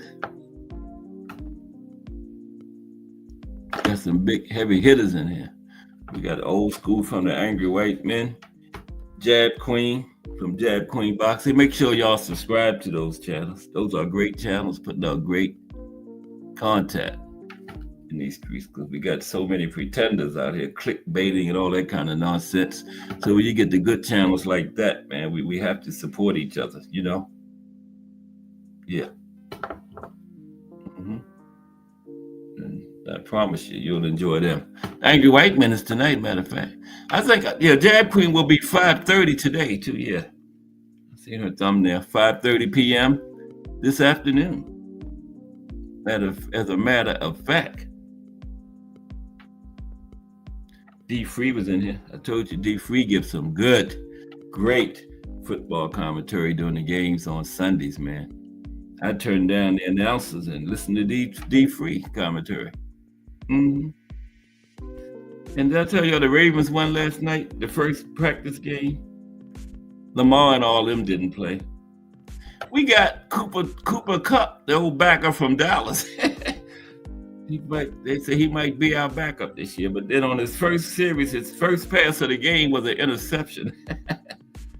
Yeah, Cooper. But with all those running backs we got, man, Lamar get hurt and Cooper get in there. All he got to do is manage the game well, man. We got Mitchell back. Mitchell been hurt, but he was looking good last night, man. Ooh. Was he looking good? But yeah, I'm just glad it's football season. We got to go to Buffalo, our very first game, man. And that was where our last game was at last year when we got beat in the playoffs, was at Buffalo. Wow. Started off up there this year. There's Old School right there. What's up, Old School? Everybody welcome to hit the link. What's happening? Oh, same old shit. Fucking rain got me home. Oh, it's raining down there? Yeah, fuck yeah. Man, it's every burning damn up day. in Maryland. I wish we need something to cool us. Well, it had got cool, but now it's starting to go back up again. Yeah. It's either raining or blowing its ass off with the wind, so I can't win for losing. Yeah, you can't go up there in all that wind. Nope. Well, nope. Weekend, Old School. I didn't see nothing too tough this weekend going on as far as boxing. Yeah, my Saints play Sunday. Oh, they play Sunday? Okay. Who they playing? I think the Chargers. What they looking like this year, Old School? They gonna do it again? God, dude, I don't know. Yeah. We got 3 rookie quarterbacks. Wow. Yep. Y'all starter gonna be a rookie? Yep. Damn. Yeah. Last year, Old School. I can't remember. We're literally doing a whole rebuild. I mean, the team that surrounded Breeze got old. Right. That's true. Yeah. They started weeding out the old timers like Tyrann Mathieu, the Honey Badger. He's freaking retired. Honey Badger retired? Yep. Oh, okay. Damn. And he retired as a Saint. Yeah. And then Cam Jordan's probably in his last year or two. He ain't got much left in him. Nah. His stats have been going downhill steadily. I mean, he's old. This year, Cam came back this year, though, didn't he? Yeah, he's there this year. Okay. Yeah. He's helping out with the youngsters. Okay. Yeah. That's a good one. Yeah, we took that rookie quarterback in the second round this year. Tyler Shuck is his name. Oh, he went to y'all. Yeah, I remember him. Oh, that's where I was wondering where he went. New Orleans got him. Okay, yep. I didn't know. Okay. Kid's got a huge arm, but I noticed in college he doesn't do well with freaking pressure. And our offensive line, they completely have rebuilt. We got all youngsters there now. And the boys in the NFL is bigger and faster. You know. Yep. So yeah. And I'm worried because if these youngsters can't hold the defense off, and this dude go, it ain't gonna look pretty. You know. Is he the front runner for the job, or do they have a front runner yet, a favorite yet? It's down to him and Rattler, Spencer Rattler. Yeah, I haven't heard of him. Damn. Well, we picked him last year. And Rattler ain't bad. I mean, he came out of college. He was a winning quarterback. He had a nice record. Yeah. So I don't know. I guess we're gonna see. One of them two is gonna have to have competing for the starting role. Okay. Yeah. Kellen Moore has completely rebuilt the team, so I don't know. We'll see what happens. He's a pretty good coach, though, Kellen Moore. You know, he's young. You know, and he's brought in a couple of old timers to help him, like oh God, I can't remember the guy. He brought in guy that used to be the coach for the Chargers. Oh, he's a defensive dude. I can't remember his damn name. Okay, he's taking a bit to get used to everybody and remember everybody now. He's y'all defensive coordinator now. Yep. Okay. And he was a successful defensive coordinator. He worked a crap as a head coach, kind of like Dennis Allen was. Okay. Yeah. Dennis Allen was a great defensive coordinator. He was never going to be a good head coach. He doesn't have that mindset, you know? Yeah, you get some of them like that. Yeah. Yeah. They better off being the coordinator than the top dog, you know? Yeah. Dude, he wound up having the whole team hate him by the end of last year. I mean, everybody, all the players hated him. Damn. That ain't good. He got to go when that happened, you know. Yeah, dude. They literally didn't want to play for him by the end of the season. Yeah. But anyway, that's not good. Yeah, Larry Holmes, dude. I could not stand him for the longest. After the Ali, I was mad at him mostly. Old school. I was mad at him mostly because he did not turn the fight down.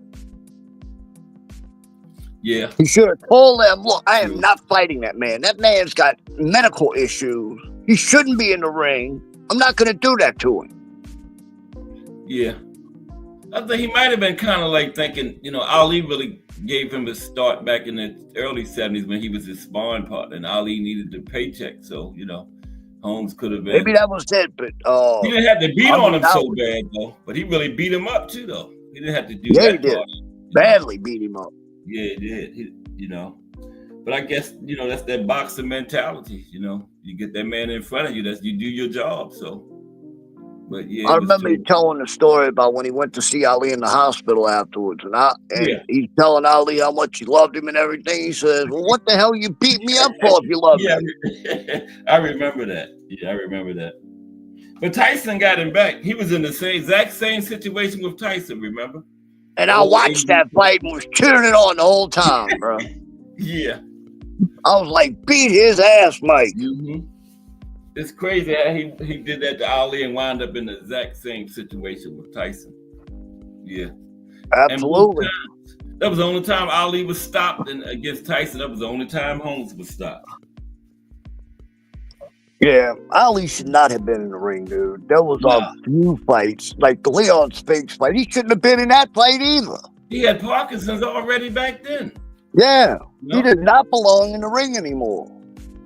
And, maybe if he wouldn't have took them beatings with Holmes and Berbick, it might not have got as bad as it got to, Yeah, dude. I mean,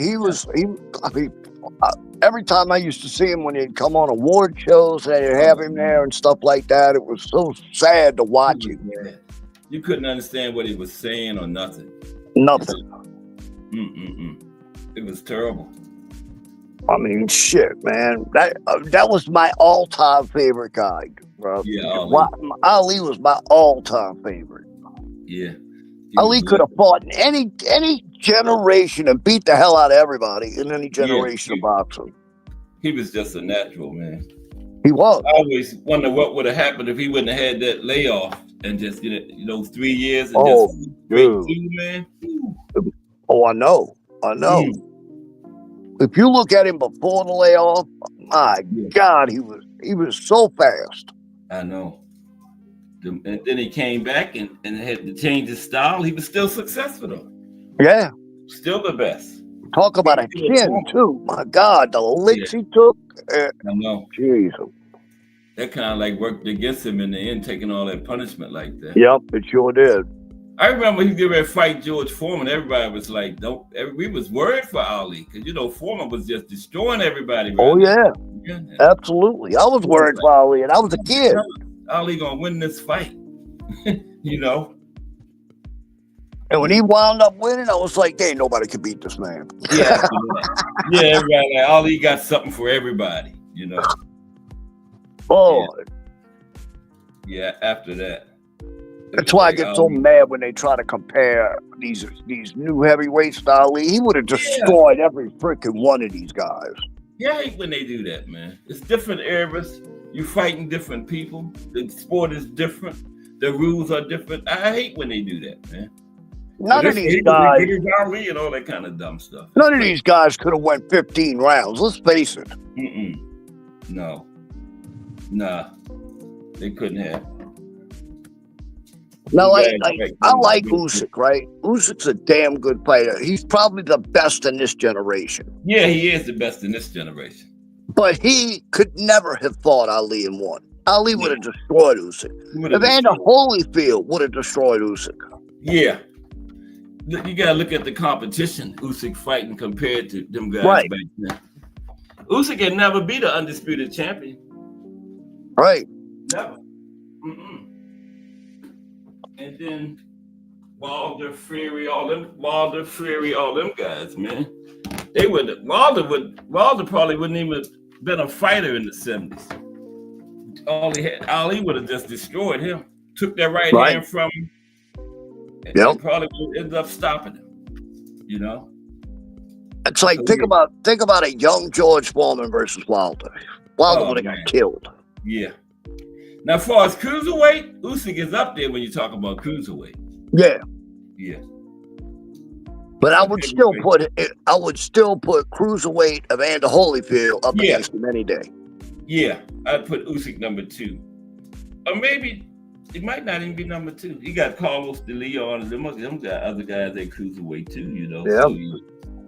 So maybe not even 2, but he would be up there cruiserweight, but not heavyweight. I mean, and then you look at some of them guys back in the 50s and the 60s. They were not true heavyweights. Nah, they were smallish then. Hell yeah, they were like 180, 190 pounds. Yeah, they didn't have cruiserweight then, though, Right. Like Rocky, Joe Frazier, they probably would have been cruiserweights. Rocky Marciano was a little dude. Yeah. They say he fought like 185, something like that. Yeah. I mean, look at Braddock. Braddock was a 185er. Yes, he was. Hell, freaking Max Baer.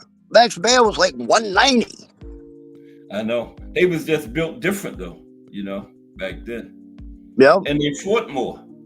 They stayed in shape because they fought all the time. I mean, when you think about Joe Louis back in the day when he fought Max Baer, Joe Louis was considered a huge heavyweight. I know. And what was Joe like? 210, something like that? Yeah. He wasn't all that big either. They didn't have too many big like Fury and Wilder and Johnson. No, the biggest heavyweight from back then was Primo Carnero. Yeah. And Primo had zero boxing skills. I know. A lot of people Max Baer beat him into oblivion. A lot of people say he was connected to the mob. Yep. Yeah. The ones from Italy, not the ones from here. Okay. Yeah. Yeah, he was seen many a times on Italian TV and all that crap, hanging out with them dudes. Yeah. Yeah, he didn't have any skills. at all, man. No. He won his fights on size. Yup. He was Just one of them guys. He was so damn big, you know. If he hit you, you were gonna feel it. You're going out. Yeah, we was talking about Max Baer the other day when he was with the family of what was the guy named Frankie Campbell? Died against him, and how bad that Ron Howard portrayed him in that movie, you know. Right. That was terrible. Yeah, it was bad. He didn't mention anything. Don't get me wrong, it was a great movie, but it was terrible the way he got portrayed.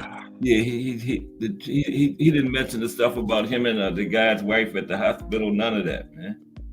She forgave. It's like Jethro, Max's son.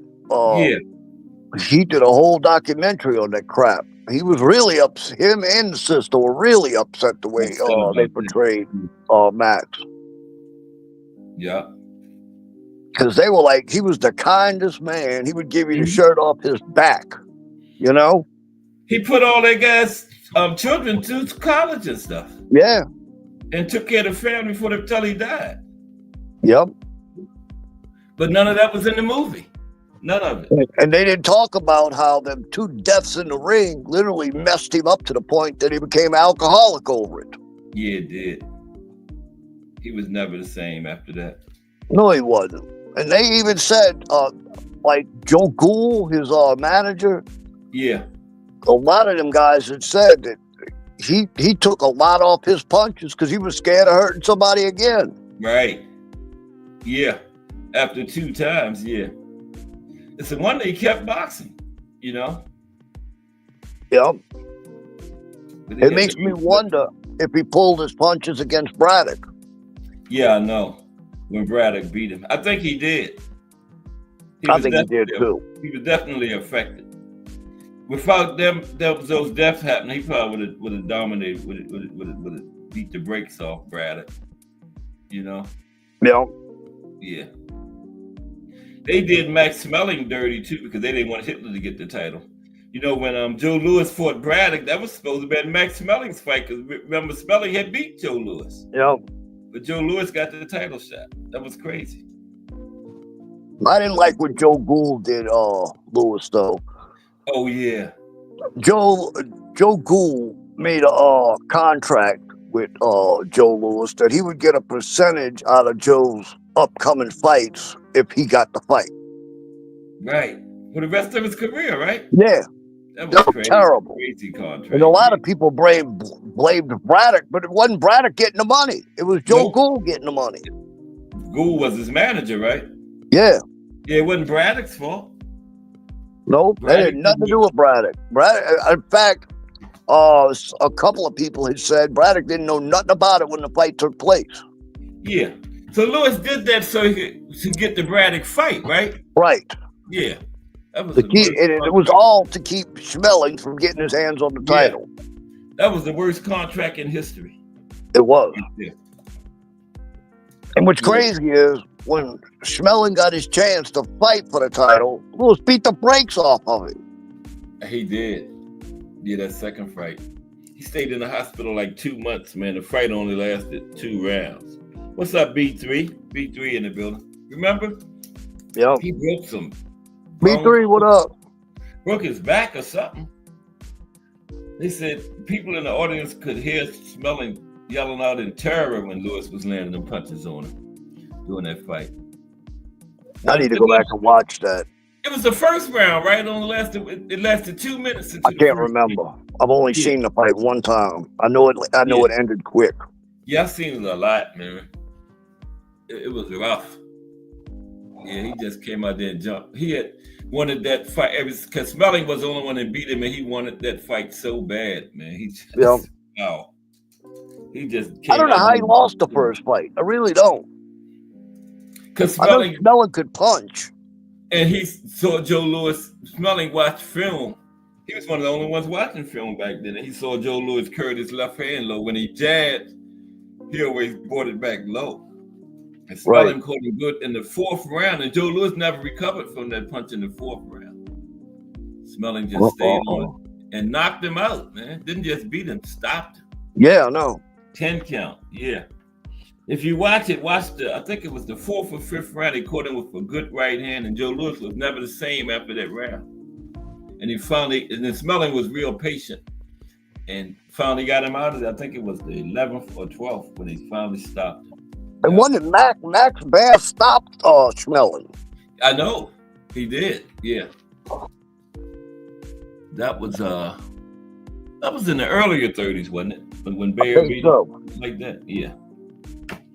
Yeah, everybody, we got like 10 minutes. Everybody hit the link, finish the show off.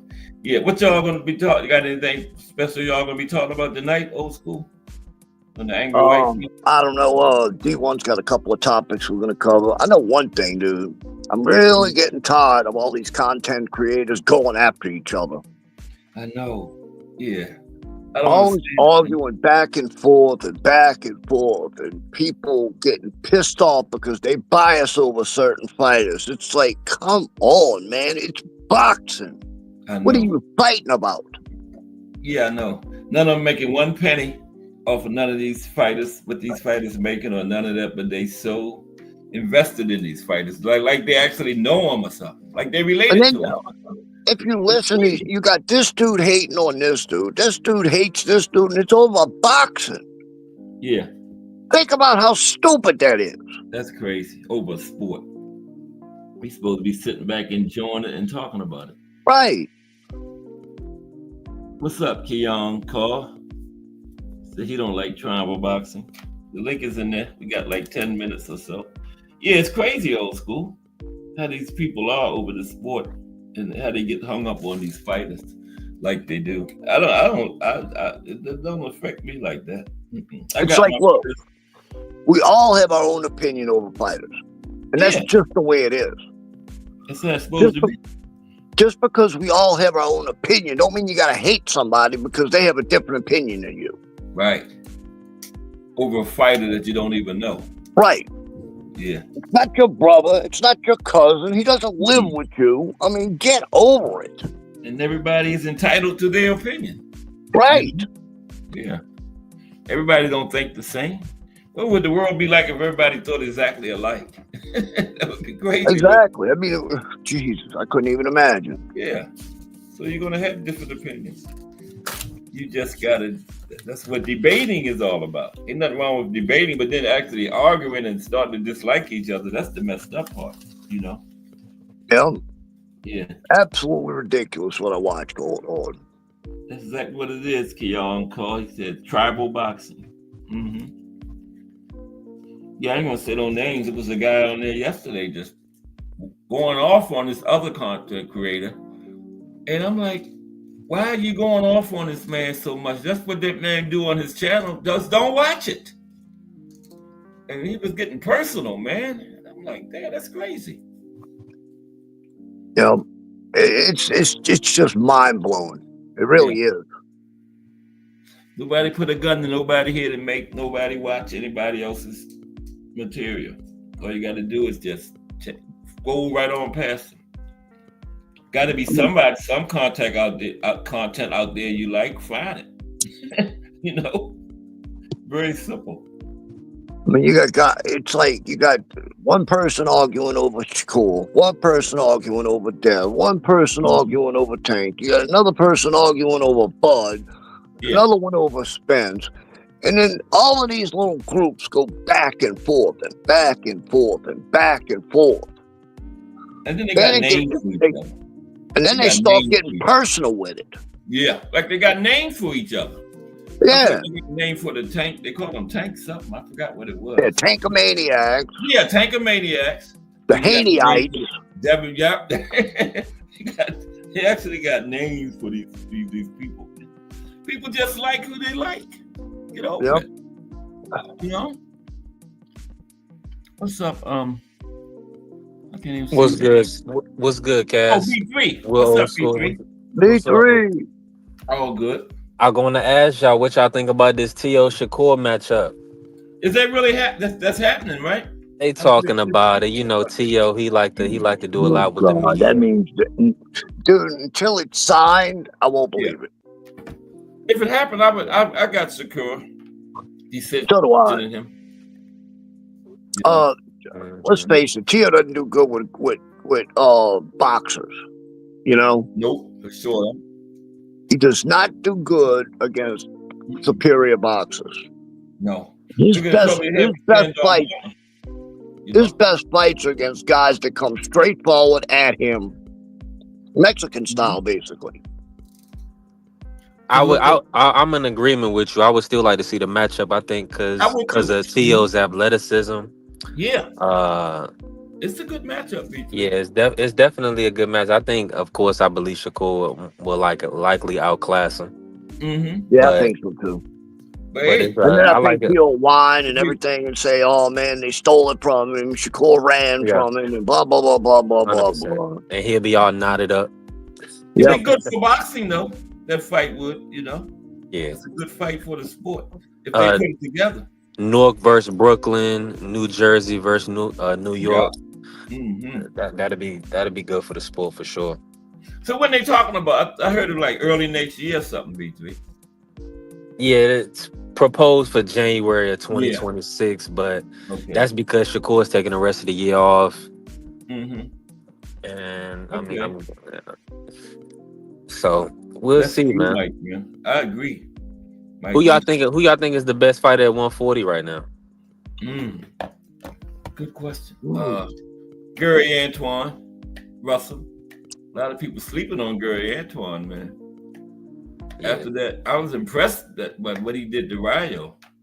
That's the best I've seen him. You know, I kind of think so too. I mean, fight, box. For me, it's kind of a toss-up between Gary Antoine and Hitchens. Hitchens, okay.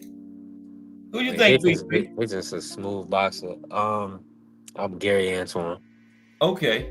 Yeah. But then the matchup that I proposed yesterday was Gary Antoine versus Keyshawn Davis.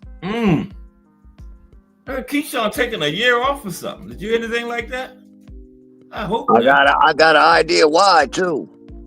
But damn. Yeah, if he's taking a year off, he ducking Antoine. I mean, he can't make 135 no more. He got to go to 140. Did y'all hear that though? I mean, he said something like that, but you never know with these guys. You know what I think it is? Contract wise, he might be waiting for somebody to move out of the way. Right. You know what I think it is? I think Bob done put him on the shelf after that shit he pulled. But that's possible. Will School, we got to think. But also, they still did 8,000 at the scope with Abdullah. You know what I'm saying? So it wasn't like it wasn't all lost. But in a sense, it was a bad look. I just feel like to not bring him back at least at the scope. Like, why would you miss out on a $1 million gate? Yeah. For personal reasons. Now I'm gonna be honest with you. That's a good point. A Nahir Albright fight for Keyshawn sound perfect to me. If you're not gonna put him on a big stage and like in Saudi or Vegas or something, you see what I'm saying? So trust me, Norfolk and like Hampton Roads, they'll still show up because it's over 3 million people in Hampton Roads. So filling up a little 11,000 seat arena. And him and Albright, that's gonna happen, no problem. Yeah, him and Albright after what happened, they would definitely show up, man. Oh yeah, ain't no question about that. 100%. I don't see why they don't do that. Yeah, that's what I'm saying. That's why him sitting out for a year don't make sense. I don't see why that's happening. No year off. He's still young, talented. He can bounce back from that stuff with no trouble at all. That's one good performance. Put him right back in it in the midst. Yeah, but I'm telling you, the Bob father doesn't like having his company disrespected, and you bet your ass that's what he's thinking about. That's true too. Yeah. Bob is just that way, man. He's very old school. He ain't putting up with no nonsense, and that shit that Keyshawn did gave Top Rank a bad look because he was supposed to be the main event. Yeah. And think about that. But if Bob sees that crap going on and he's like, oh, no. This kid's going to sit for a little bit and have time to think about what he did. And bet your butt that's what's going on. They was talking future face of boxing, remember? Going into that. 100%. And my bad, I misspoke. It's 1.8 million people in Hampton Roads. Okay. which is, I mean, that's still a lot of, because that's only 7 cities, Yeah. so that Still a lot. surrounds Norfolk. Yeah, that's a lot of people. Yeah. So he's only Yeah. getting, he's not even getting 1% of the people filling up his arena. You know what I'm saying? Mm-hmm. And after So what happened, him and Albright would be huge right back down there in the scope. Yeah, That would be a especially after what huge. happened. Yep, Yes. that fight oh would be yeah, huge. Mm-hmm. yeah, definitely. Now let me ask y'all this: as far as like Katie Taylor, like, do y'all want to see Amanda Serrano back in the ring, or do y'all feel like? Because I think she said she's coming back at 126. What y'all think about that? Depending on who she fight. I don't want to see her and Katie no more. That's Yeah, done. yeah, that's done. That's over.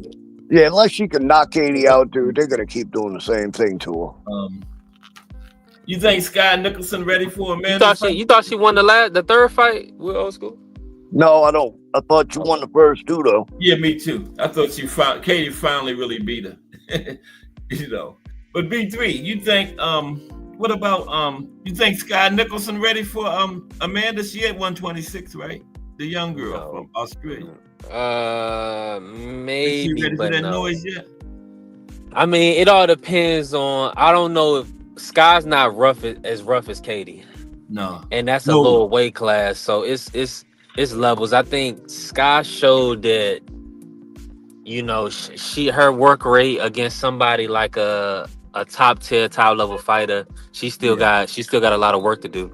I mean, she's a smooth box off the back foot, but if you got somebody that's at a C level, like can't cut her off, then she'll do well. But like against a Tierra Brown, against a Amanda Serrano, those type of fighters, it's gonna be tough for. I think like a Ellie Scottney would. I want to, they would be a little bit too much for Sky, in my opinion. Yeah, she just took their loss in the fight before the last one too. Remember? Yeah, took her first loss too. So yeah. Yeah, Tierra Brown got the belt from her. So I mean, Amanda, if she gonna move down and fight Tierra Brown, I guess that makes sense. Okay. That's what I But say. Depending on who she fight against, she don't have too many more in her. I don't think she gonna give Tierra Brown an opportunity like that. I don't know. And there's a new old player in the game now to fight all them girls. And you know who that is, right? Who?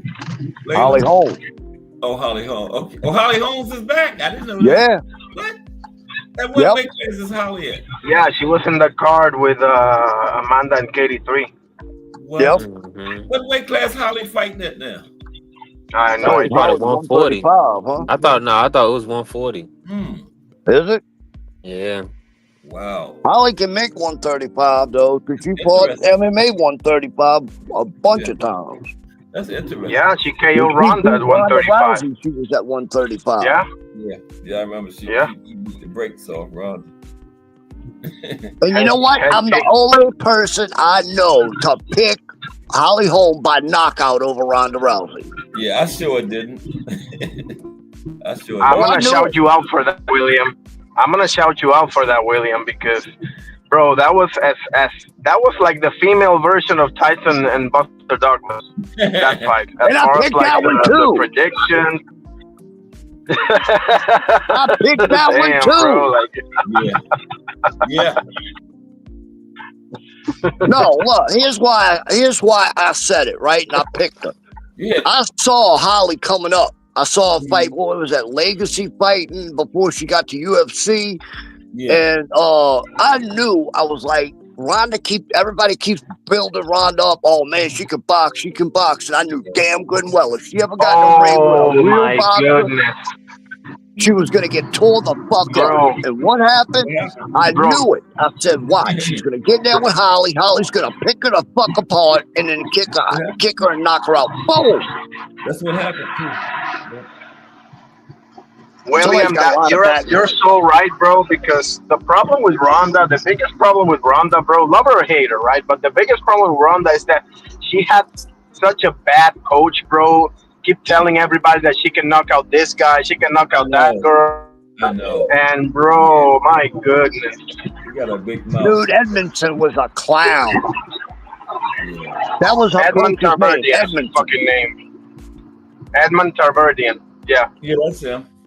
Oh, how old is Holly Holm now, Old School? Huh? How old is Holly? Holly's in the late 30s.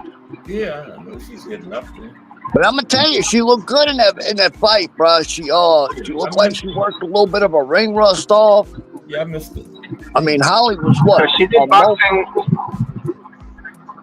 She did boxing before she went to the UFC, right? Right. She was a multi-champ. She was a multi-weight champion. Yeah, she was in boxing first, right? Yeah. I think, yeah. Holly went from boxing to kickboxing to MMA. Right. That went. Man, she did it all, huh? Damn. Yeah. She won titles in all of it too. Yes, she did. Yeah. I'm gonna be real with you, Will Old School. I watched the last fight. She dominated that opposition that she was in there with. But Holly's 43. I believe Is she she'll really? get I thought she stopped. was late 30. 40, yeah. Nah, she's 43. I believe Chantel would stop her. Yeah. I want to see it. Yeah, I want to see it too. I wouldn't put her in there with Chantel. But I mean, Chantel, I thought she should have got a stop as that last fight, but the referees on that card, they was letting those those women fight to the end. Did y'all see those fights? Yeah. You're talking about Kamara, yeah, that should have been stopped way sooner than you're absolutely right. I remember because that. that's what I'm saying. If y'all know she's bro. not gonna get a chance on the scorecards, why are you gonna let her get beat up like that? That's my whole point. Right. And she got no chance. Like, she was getting pieced up, bro, from pillar to post, bro. It was kind of hard to watch, honestly. Yeah. You know what I think Holly gives some problems for? Is freaking. I want to see her versus Bumgarner. Chantel? No, Holly Holmes versus Bumgarner. The word is Alicia is going against Amanda. That's the word. That's the biggest fight to be made. Hearing, you know? That's the biggest fight to be made, but that's a pit stop at 130. Holly Holm and Amanda Serrano?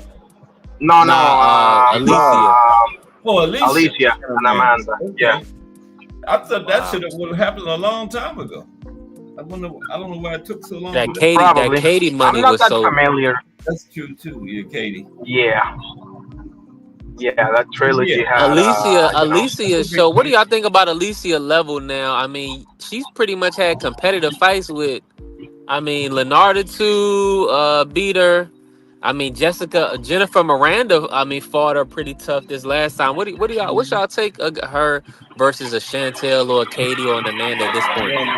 I want to see her versus Michaela Mayer again, dude. I'll be honest. And that's at 47. I don't know about her going. I don't want to see her 47 now. Tough fight. She almost got beat up by Miranda. Respectfully, yeah, some tough ones.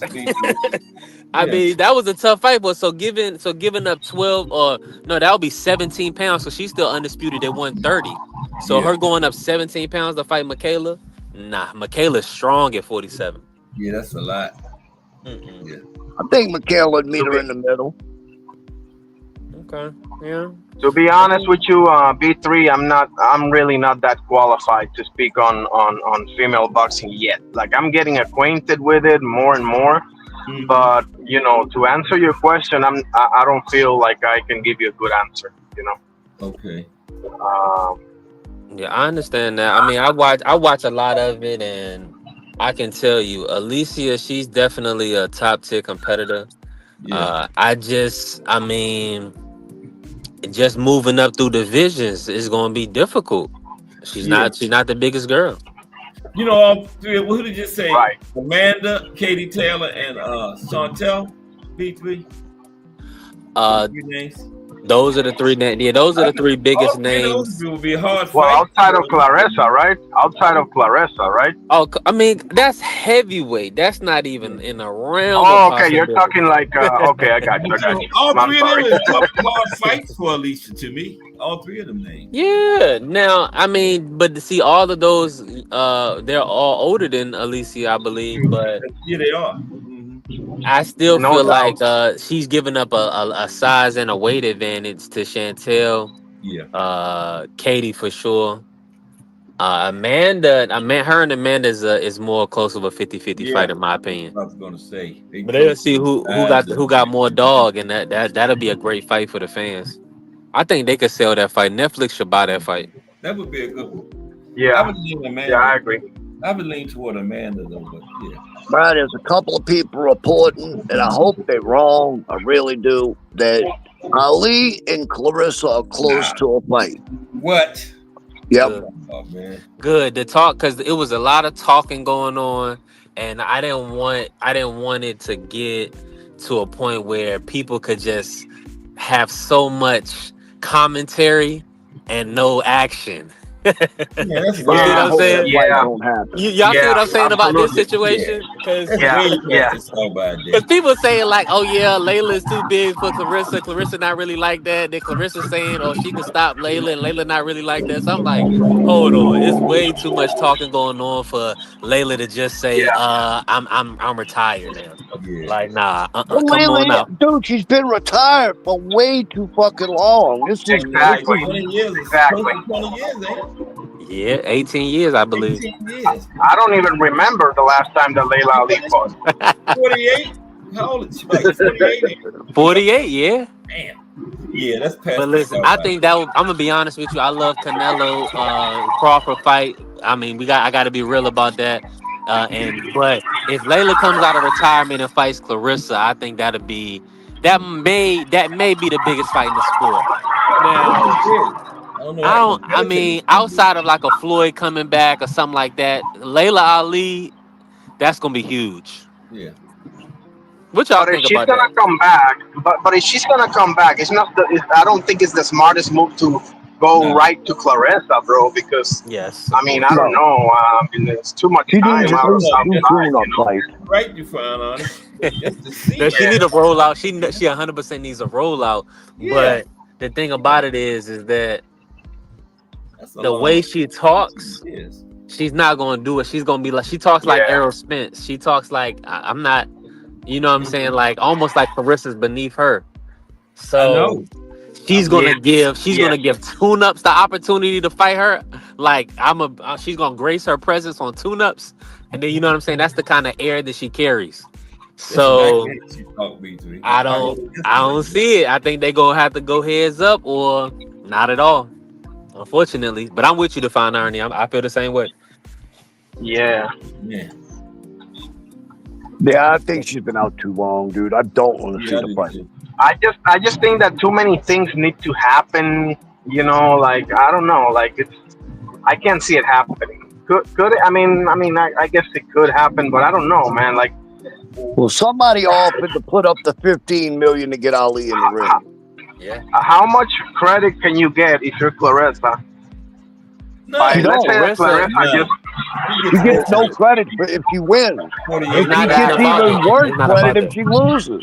I don't even know why Clarissa wants exactly that fight. She should be the last one that want that fight. I No, guess it's the but money. here's the right. thing. For the But money. here's the thing. It's for legacy too, because y'all got to look at it like this.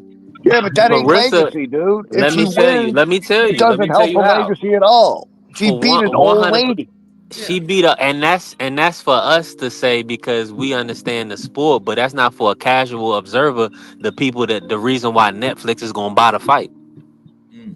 That's what I'm saying is Carissa's gonna be able to catapult off the Layla Ali name into multiple $1 million Let me play paydays. She's devil's gonna end up advocate. being. All right. She'll end up How, being how does a. it look with you? How does it look if Ali knocks her out? That's what I was going to say. That, Oh I mean, that's the man. risk. That's the risk you Oh take. man. That's the risk you That's take. That's She got career if she suicide gets right knocked there. out by Ali, she got knocked out by an old lady who hasn't been in the ring for Yeah. But umpteen years. see the thing about it, World School, Man.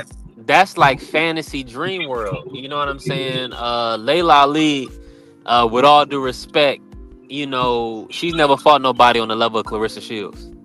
Now, without a doubt, you're So absolutely right about that. Yeah. I wouldn't even. Clarissa is not even concerned about getting knocked out.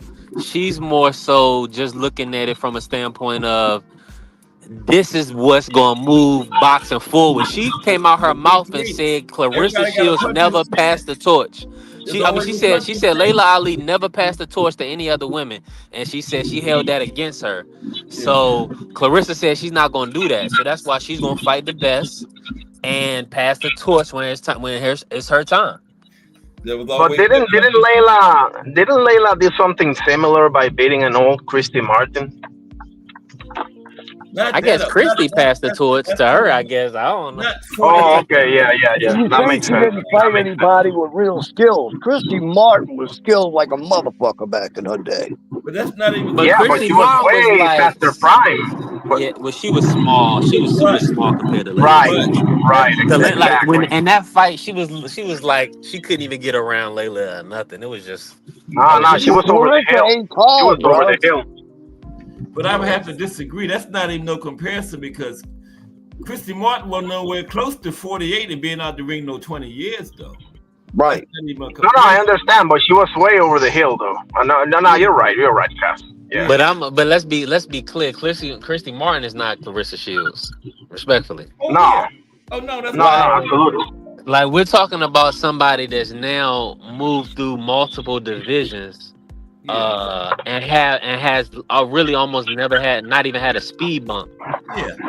The only I don't speed think bump was that's what the Savannah time was Marshall. saying, though. Savannah Marshall, she said it kind of hit her so hard she kind of messed up her vision or something during the fight, Yeah. and she was able to box to a win in that situation. So I mean, If Layla would have fought Ann Wolf, bro, probably we would be having a different conversation here. But That's a that good didn't point. happen. That's a good point you find on it right there. Yeah, you know why? Because nobody wanted to put up the money either woman wanted. Man, They say That's about what the it came power, down to.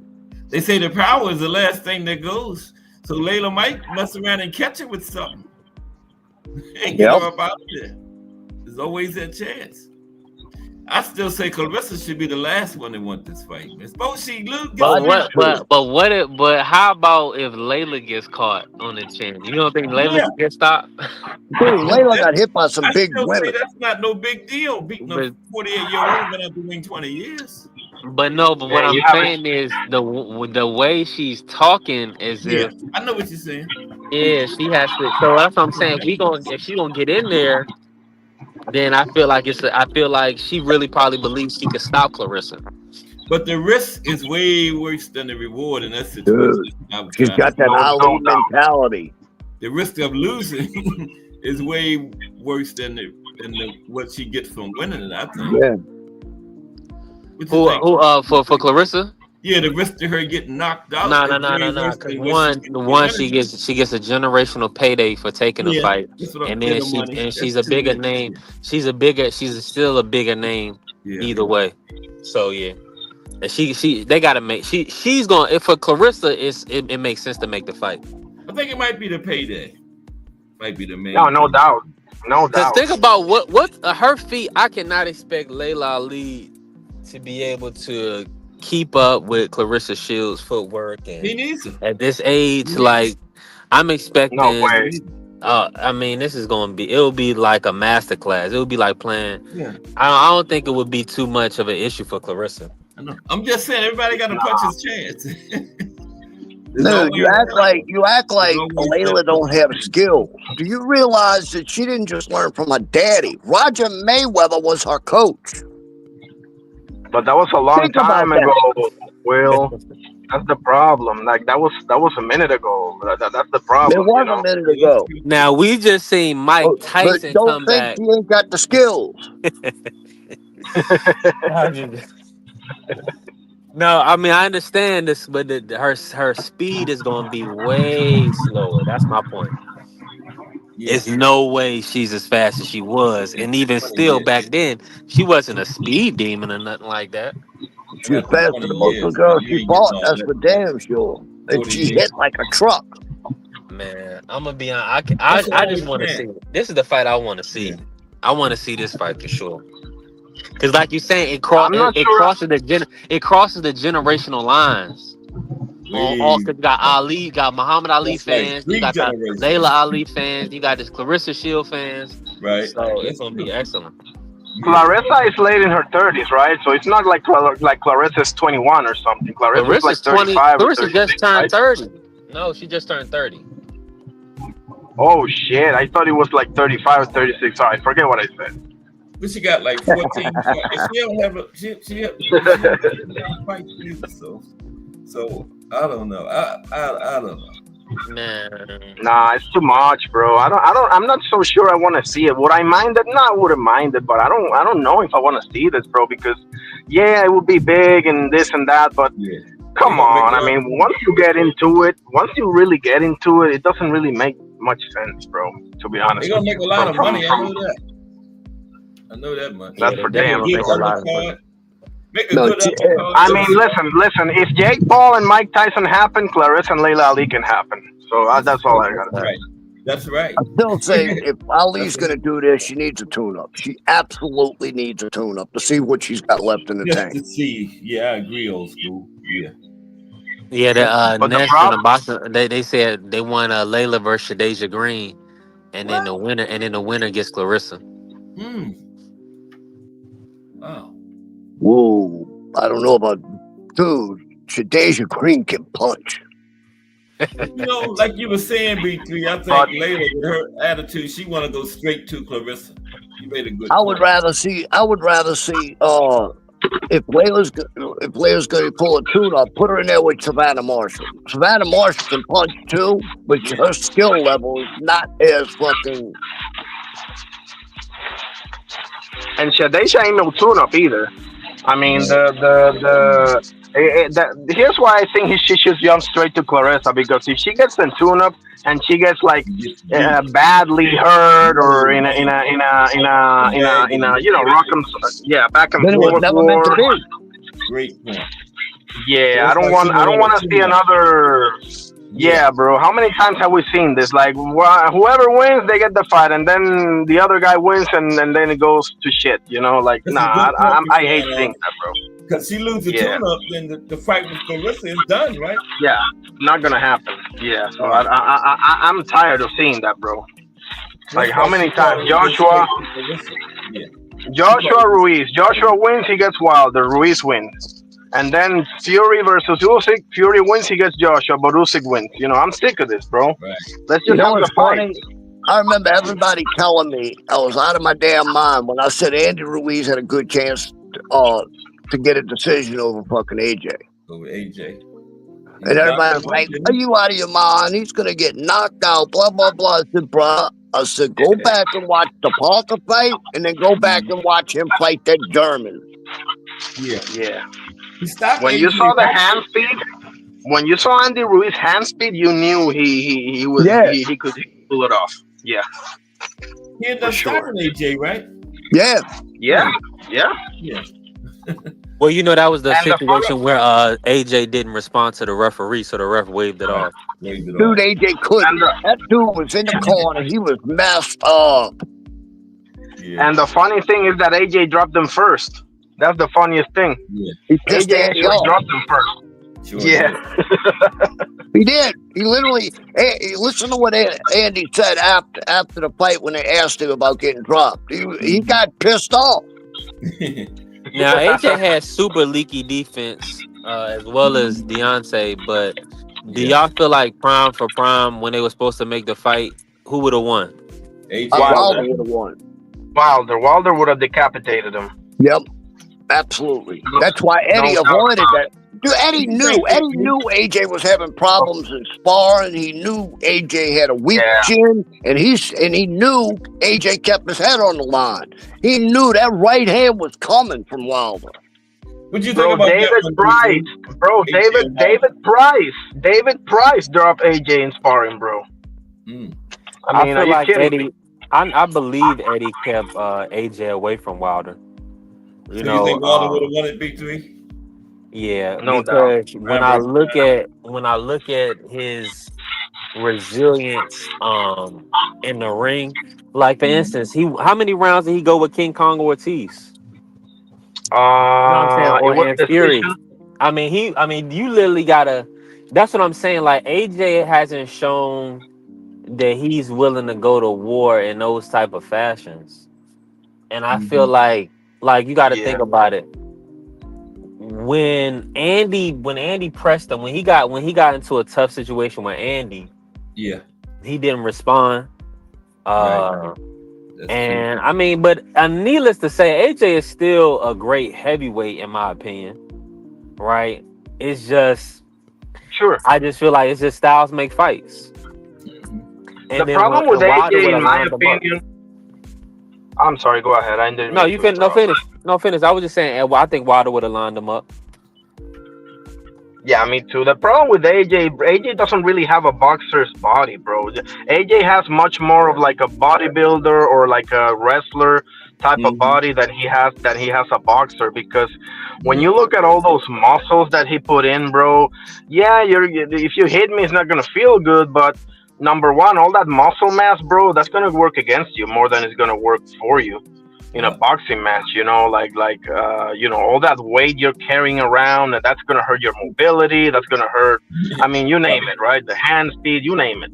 Yeah. Mm-hmm. And he doesn't, I don't know. I've never been high on AJ, bro. And to be honest with you, because of that, because you look through the scope, Tyson Fury, whatever you feel about him, or Wilder or Usyk, they all look like boxers, bro. They got like that leanness, that looseness, that all of that. But AJ is like something else, bro. It's like you've been lifting way too much weights, bro. I want to I ask don't know. y'all. That's just me, you know.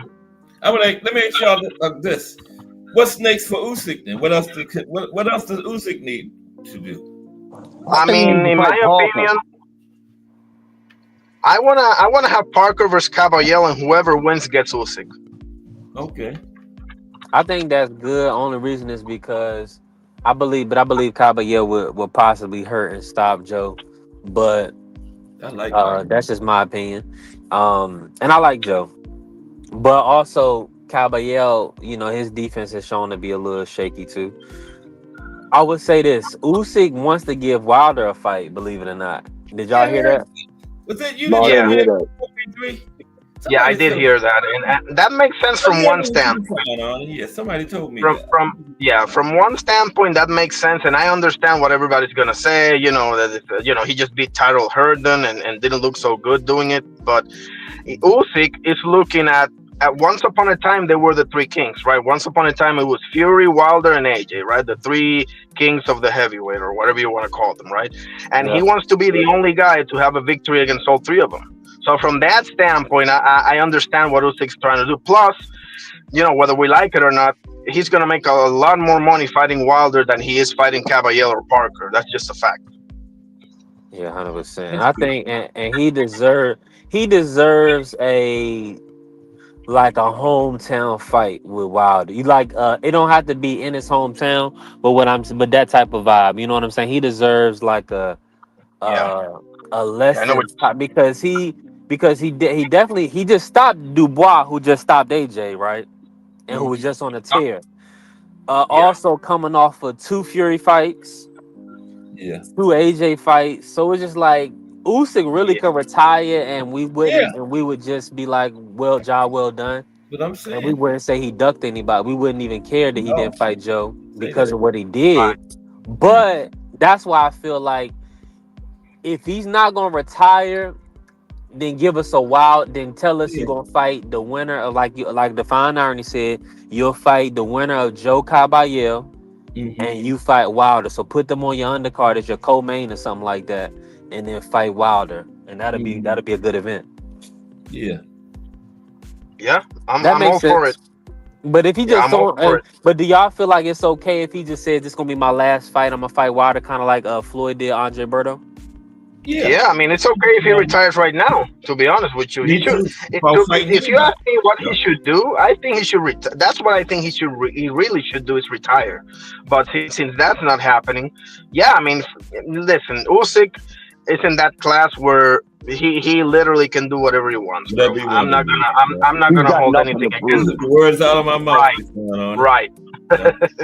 I Yeah, mean, he absolutely has nothing to prove. Usyk has Yeah. proved everything he needs to prove. Yeah. But see, the thing yeah, about but it is because like we could see Usyk is truly blessed by God, right? Mm-hmm. yeah, So the fact that he's in a position now where they'll give him 5 billion Ukrainian dollars or whatever to fight a Mm-hmm. Daniel Dubois, what are they gonna give him to fight Wilder? You see what Yeah. I'm saying? So Mm-hmm. it's like Yes. at this point, he's doing his family, he's doing his country a disservice by leaving that money on the table because he's at the pinnacle, and I mean, is he really? I mean, is he losing a step? I So think so. you think he's losing a step? Yeah, I think so.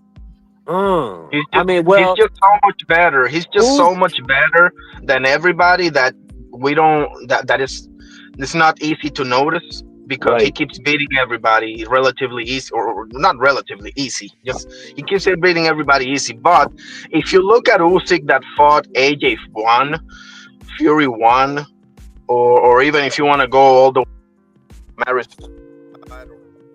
case maybe he's clearly lost a step. Go back and watch him and Tony Bellew. That's my but he's heavier now. That's all I'm saying. I just feel like Tony Bellew. Oh it's man, that was a definitely hell of a performance. it's a Oh, different yeah. Usyk now. He's a lot heavier. That's you see what I'm saying? Right. I don't know, man. I just feel like outside of possibly a Caballero who would give him a lot of trouble, I feel like I mean, I think he pretty much can clean up the division still. I mean, victory lap. Yeah. Yeah, but Usyk really don't need to clean anything up, dude. These guys have to beat each other to pick one guy that's good enough to fight him. Yeah. Yeah, that's why he's gonna take that's why he's gonna take Wilder fights. He's probably gonna fight Wilder. They'll Turkey will bring Fury back. And then the Fury AJ winner will fight Usyk, and then he'll retire, you know, something like that. But he's gonna touch probably about probably about 10 billion Ukrainian dollars more. Yeah, man. If we can And I wish the gypsy cheat would retire and stay there. Who, Fury? Yeah, dude, I cannot stand that dude. After what all y'all can say whatever you want, but he absolutely cheated Wilder in that second fight. I don't care what anybody says. Is he retired or what? Nah, Turkey said he's coming back in 2026. He's bringing him back. Yeah. Against who? Because, you know, he got 80, 90 million for him. That's what the whole point is. It's like, I got all this money for you. What you gonna do? He wants to fight. He wants one more shot at Usyk. Him and AJ would be big over there in the UK, though. Fury and AJ would still be a big fight over there. I think so. Yeah. Yeah, but he just wants to fight Jake Paul of all people. Who? What would be funny is if Jake Paul knocks him out. AJ getting ready to fight Jake Paul? That's crazy, man. I know, it's stupid as hell. Another gimmick fight. Money. Jake Paul really feel like he can box on that level? Well, okay. Then let's see him get in the ring with Beterbiev. Yeah. Who is that? Who, for Jake Paul? Yeah. Oh, no. I'm saying, no, that's, I mean, that's no, even worse. If He's he can cutting box weight. at that level, let him get in the ring with freaking Beterbiev.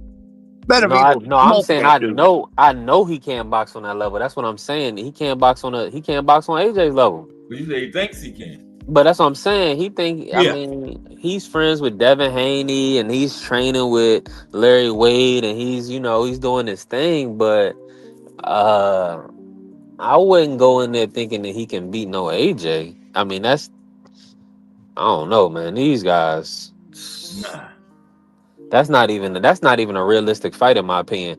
Jake Paul needs to be trying to fight for a Bridgerweight title, or like at 200 pounds. And even at 200 pounds, I feel like he can't get over on Badu Jack. Badu Jack will smoke Jake right now. He can't win no title if it's all on the up and up. AJ would do him like he did the MMA guy. What was his name? Ngannou? Yeah. Francis Ngannou. That's how he do Jake Paul.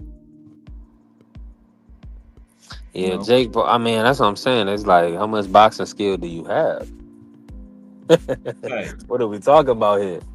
You about to go rounds with AJ? Okay. It lasts like one. But let's see if AJ pulls his punches in this fight. Because if it winds up Jake Paul wins this fight, I'm done, bro. I will never watch another one. Old school, ain't nobody report. I haven't heard no report that they gonna finalize that matchup. Come on, are you for real?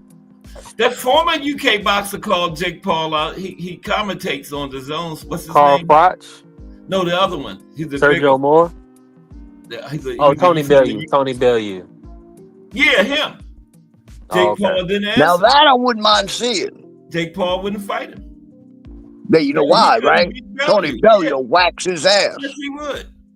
Even Jake at Paul this never age. took, and that's been about a year ago. Jake Paul didn't say anything. He don't want no smoke with Tony. He couldn't even beat Tommy Fury. Any of y'all remember? Any of y'all remember when Tony Bellew met Wilder? No, I don't remember that. Oh my God, bro. That was the funniest shit. He's like, yeah, I met Wilder, and he said, if any of y'all ever asked me to fight that dude, he says, yo, out of your damn minds. He said, that dude reached out, hugged me, and his hands came around and touched my back a second time. Yeah. He says, ain't no way I would fight that dude. Yeah. Nope. Wilder about 6'7", ain't he? Something like that. Yep. 6'7". Because him that's when Wilder had the hand of God, bro. That's when he was just flat out killing shit. Yeah, I know. But everybody, look, what Wilder's downfall started, and I don't care what anybody says, I will stand on this. Wilder's downfall started with King Kong Ortiz. You think them fights, he got hurt badly in them fights. Yeah. And then he gets in there with Fury. Fury cheats him, and I don't care what anybody said. He cheated him in that second fight for sure. Moving the gloves around so he can punch him with the palm of the freaking glove. Oh, okay. Yeah. So it's basically a bare fist hitting him. No, bro. That's why I can't stand Fury at all. You know, the first fight, Fury was knocked out, wasn't he? Yeah, they woke him. Jack Reese woke him up. I thought if the fighter is knocked out, you don't even need to count. It's over. Is that right? That's what it was supposed to be. Jack Reese woke him up. Yeah. I thought it's over. Either a knockout, you don't even have to have no 10 count. It's over. Jack Reese literally woke that man up and continued the fight. That's the one I thought that they cheated. How many seconds did he get? How many seconds did he get to stand up? 13. I counted it. I don't know how many freaking times. It was 13 seconds by the time he got to his feet. It was definitely more than 10. Is that one of the biggest controversial situations that kind of got glossed over? I mean, I'm gonna be honest. In a long time, B3. In a long time, yeah. Because that was for the heavyweight title right there. I mean, Wilder's hit. Wilder's, I mean, I still changed everything because that was the first fight, remember? Yeah. Yeah. See what a lot of people won't talk about? Because you know if that was a Golden Boy car or if that was like a Ray Corona or something like that, y'all know they would have waved that off. Depending on how the situation. You know, y'all already know how the A-side tactics go. You know, a lot of people refuse to talk about this, but how the hell did Top Rank get $10 million right before that fight, the second fight? From Daniel Kinahan, of all people. Oh, man. Yeah. Could somebody answer me that? And where did that money go? Because nobody has ever figured out where that $10 million went. Ex-Oscar. He knows. It's in his pocket. You bet your ass they paid Jack Reese some. Probably all the judges got paid some. Yeah. Their all palms got greased. Yeah, them judges, man, they obviously. But nothing to see here. Yeah. That was crazy though, because I thought that's how the rule went. When the fight is knocked out, the fight is over. You don't even have to count. And he was definitely sleeping. Fury was caught twice with the glove crap. Once they made him change the gloves before the fight. Then one of his sparring partners came out and ratted him out and showed everybody the gloves he was using with no padding in them. And he was sparring him. Yep, I remember that. But the boxing commission refused to look at any evidence when it came to him and Wilder in that second fight. I know. Like you said, they didn't want to talk about it. Yeah, where'd that $10 million go? Yeah. Nasty work. Think about all of this. Yeah. That's why I call him the gypsy cheat.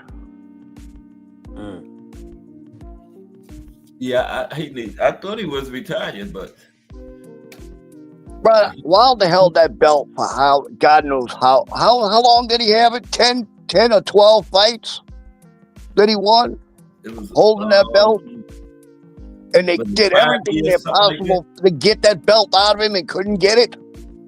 Was it 5 years, something like that? Yeah, I think it was like between 10 and 11 fights he went through. That he defended that belt. Yeah, and that's how they got it up off of him. You know, It's like they paid Fury to come back and take that belt off of him, and they literally rigged it to where they could get that belt off of it. They sure did. Do y'all feel like Shakur has to stay at 135, or do you feel like at this point he can go up to 140 and be a 4-division champ? Depends on what Shakur wants.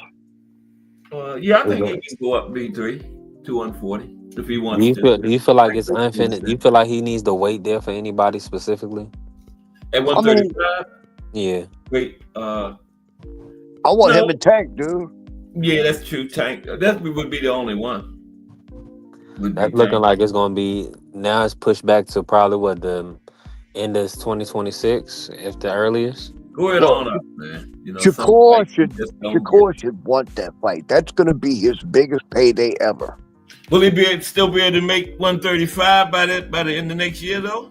You know, right? How old is Shakur? He's a big guy. 28. Yeah, it's not like he's growing anymore. You think he's still be able to make it another year and a half? Of course. Okay. Well, if he can. If he was like 23, 24, something like that, I'd say, nah, maybe not. Because, there's a tendency he could put some more fucking weight on from growing, from age. But he's 28. If he's 28, I don't see him putting on a bunch of weight. Think about this. Now, suppose he go up to 140 and fight. Would it be harder to come back down and make 135?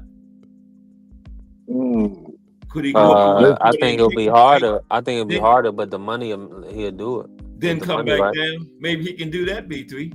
Yeah. Since that fight is in the next year, going up to 140 and fight somebody. And come back down for Tank. Why wouldn't he want undisputed, though? At what weight, though? At 135. He's not going to fight Abdullah Mason. He's got a belt now.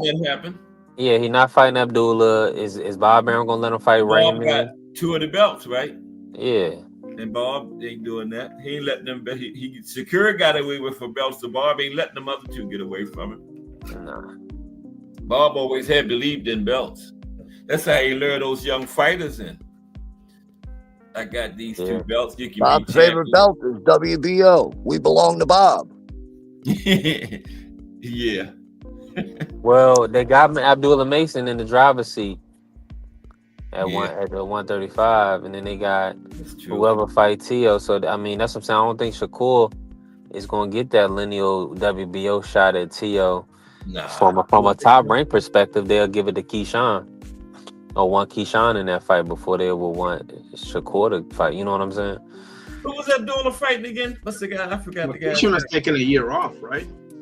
Yeah, that's what he said, I believe. That's what's going on around. I think Keyshawn's being forced to take a year off by Bob. I heard that this morning. I don't understand. I don't think he needs to.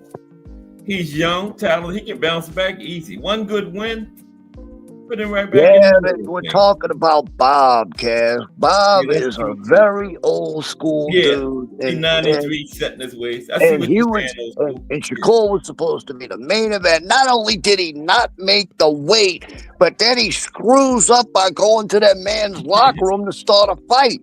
Yeah, he messed up. Believe me, Bob is the reason. He ain't gonna say it because Bob probably told him, keep your damn mouth shut or I'll sit you longer. You know? Yeah. You think he bullied him like that? Yeah. But like B3 was saying, they could make a whole lot of money with him and Albright at the scope. That would be huge. But see, they using Keyshawn is saying that now, just like how to kind of throw the fans off. But if it makes sense, they'll do a rollout and Keyshawn to be back in December. You know what I'm saying? If it makes sense. Yeah. But like, sometime next year, like you're saying, it may only make sense for him to come back next year, depending on Yeah. he's putting himself, like you saying, they are positioning. Top Rank needs a new deal, right? Mm-hmm. So they're still working that out. So Keyshawn would be one of the biggest pieces that they have. Keyshawn, Yeah. Xander, Abdullah, so Emiliano, of course. So it might just be positioning because, like I'm saying earlier, it's no reason for them to miss out because they have to kind of get past the not here Albright situation. So a fight would do that. They could do that this year. You see what I'm They would saying? do it. So then he could move on and fight for a title at 140 because Nahir But they Albright, I think already he fought, won. right? They already fought at 135, and then Nahir won like a regional WBO or something like that at Yeah, 140 man. against Kelvin. So it makes sense. Because you know, before this situation, Keyshawn was huge. Before all this happened, going into that, they was talking future face of the sport with his name. Nah, Remember? Keyshawn is still huge, but Keyshawn he has some mental lapses. That's what I'm Some saying. Now lapses in talking about a judgment. year off and all that stuff from where he was at to this. That's a Yeah, big but what problem. he's probably Bob's doing. what he's probably thinking is he'll be back in a year. At the scope they put, like you're saying, with old school. It's probably like this is what we got planned. You know, sit tight, and then Yeah, I see what we're you're gonna saying. let the chips fall where they fall with certain other fighters. He still be young. He can get back to where he was at, you know.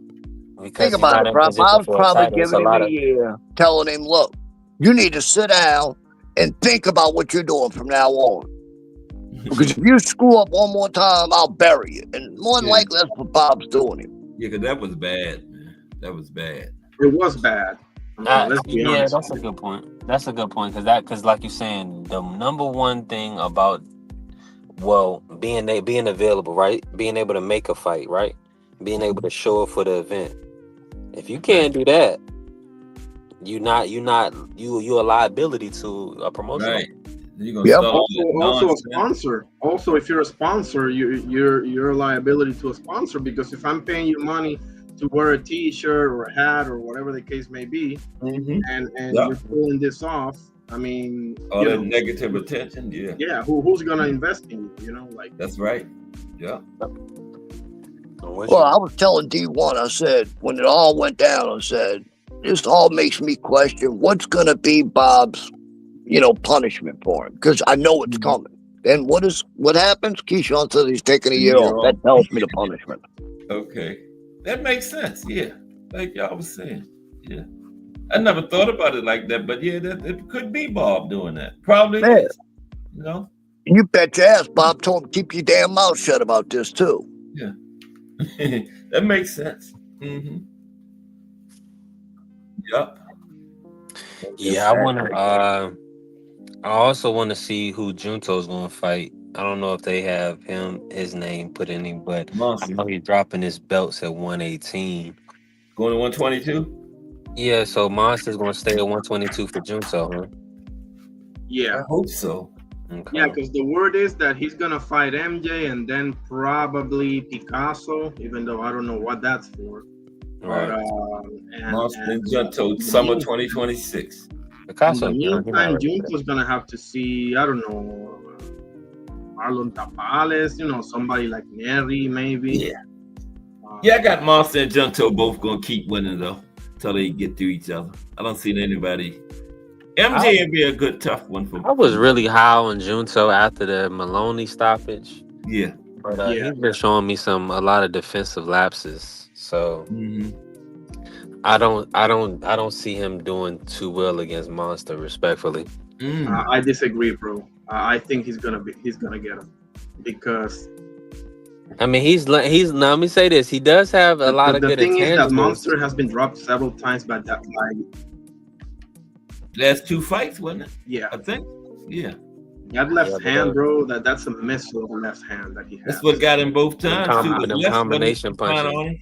But the only thing about it is he's not a one punch KO guy. Like Junto is an accumulation puncher. Monster's combination punching is really what sets him apart from everybody. I just feel like he's gonna hurt him. I'm gonna be honest. I mean, that's a great fight, man. I hope they make that fight, man. Man, It's an amazing fight. They got to. They got to. Yeah, they have to at this point. That's one of them fights, man.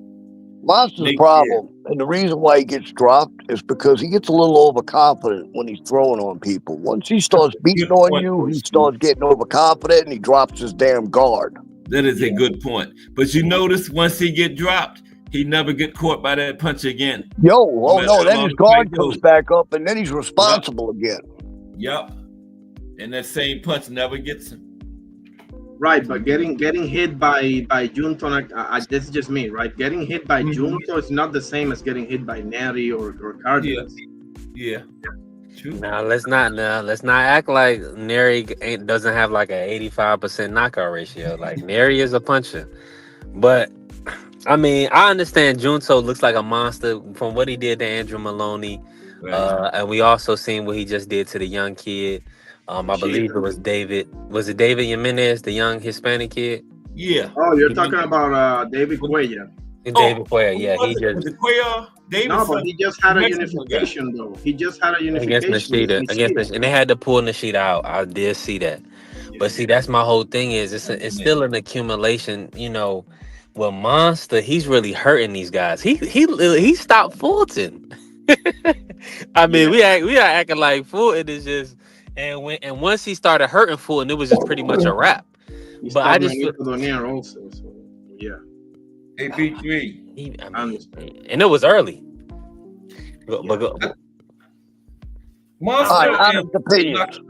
Honest opinion. So y'all actually think Tio's gonna fight Shakur? No. I don't think he is. I think he's talking as usual. Yeah. How many times has he done this? You know, he did this with Subriel. He did this with Crawford. He did this with Boots Ennis. He did. I mean, I've lost track already. I'm in agreement with y'all, but how many more 3,500 seat arenas in Florida can he do, or MSG theaters can he do with respectfully, with not another big name? I mean, nobody. He needs to fight. He has to fight in a unification or a big name. I mean, the last big name was it Josh Taylor? Last big name? That's the last biggest one, I would say. Yeah. Josh Taylor. So I mean, it's a lot. I mean, because respectfully, like T.O. is looking like he's kind of working out his contract. You see what I'm saying? So he wants to get out of that contract so he can get the more favorable terms for himself. T.O.'s a smart businessman.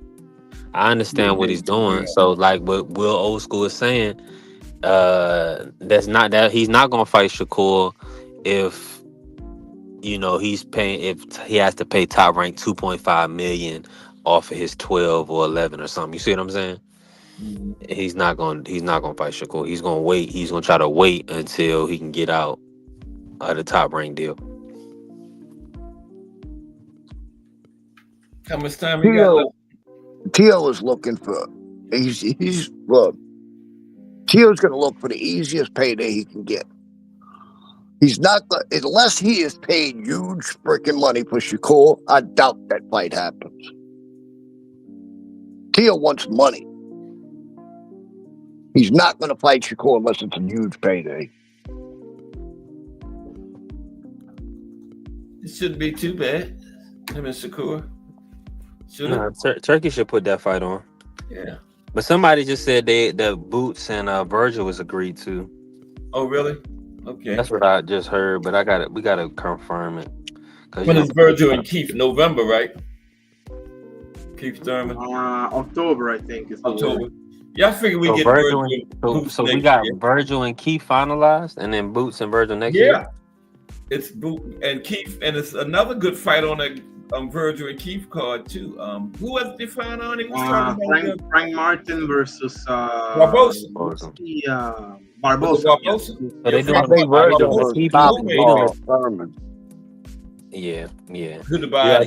They doing a PBC Golden Boy 5v5 or something. I don't know, but yeah, I know those two fights are. Sounds like it.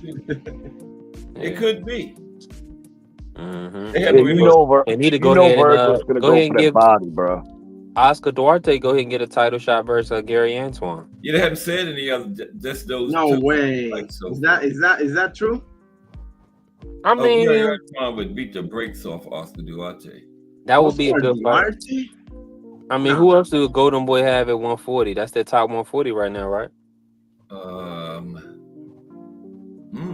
Yeah, you right. He just beat Kenneth Sims. Yeah, it would probably be Duarte. The timing is right, October, for him to get back. Duarte's not good enough.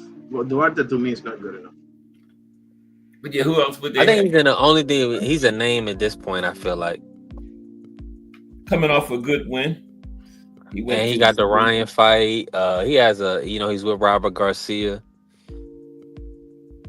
So yeah, he got a lot going for him. Yeah. And Duarte can fight a little bit, bro. I picked him against Sims. I just sure did. You called it. Sims, man. Yep. Sims is okay, but I'm just not sold on him. Nah, I was disappointed at Sims, bro. Me and D1 were at odds. D1 picked Sims. I picked Duarte. Yeah. Yeah, I picked Sims too, but he never used his jab, so I was like, okay. Yeah. Yeah. Mm-hmm. He kind of Dude, I've been getting really good with my pick underperformed. I guess that's the word, underperformed, Without question. Yeah. Out of the last three big fight cards, I've only missed one. Mm-hmm. Now, are they bringing Pac-Man back? I hope not. Pacquiao? I hope not. God. Probably. How many of y'all actually think took it easy on Pac-Man? I do. I know he did. Oh, I do too. Mm-hmm. I mean, whether he did or he didn't, that's a good question actually. But yeah, I don't think Barrios. I don't know, man. I've been disappointed with Barrios for so long now. He didn't go all out 100%. No, he didn't. No, he absolutely did not. And I don't think if you watch and listen to his corner in the last couple rounds, I think they're the ones that told him, "Look, bro, you need to pick it up, Yeah. or you're going to lose this fight." That's when Barrios came out in the last few rounds and actually took it to his ass. Yeah. But to answer your question, B2, I think they're going to bring him back because he didn't lose, I think they're going to do it. They did not want Manny to lose because if there was a chance Manny could get the Floyd fight, it wasn't going to happen if he lost. Nope. Right. And Barrios was not going to let him win and take his belt. So the only thing they could have done was a draw. The draw. Mm-hmm. That's the only. Kept Manny alive. They kept him alive. Yeah, that's what they did. That's the only fight to me that makes some sort of sense. It's Floyd too. That's about it. Me too, define Arnie. Me too. I agree. That's the only one. Yep. Try and get the Floyd Manny too. I thought they were setting Barrios up and have Floyd and Manny be for a regular real title. That's what I thought they was trying to do. I was like, oh no, they're gonna mess around and give Manny this fight, and then him and Floyd gonna be fighting for a real belt. No, I knew that. I mean, because otherwise, what are we doing? You're gonna wait for one of these dudes to kill you? I mean, like, no. Well, if Barrios would have went all out, he'd have had Manny out of there early. Oh, yeah, he would have. Doubt. All right, Cass, I got some running to do.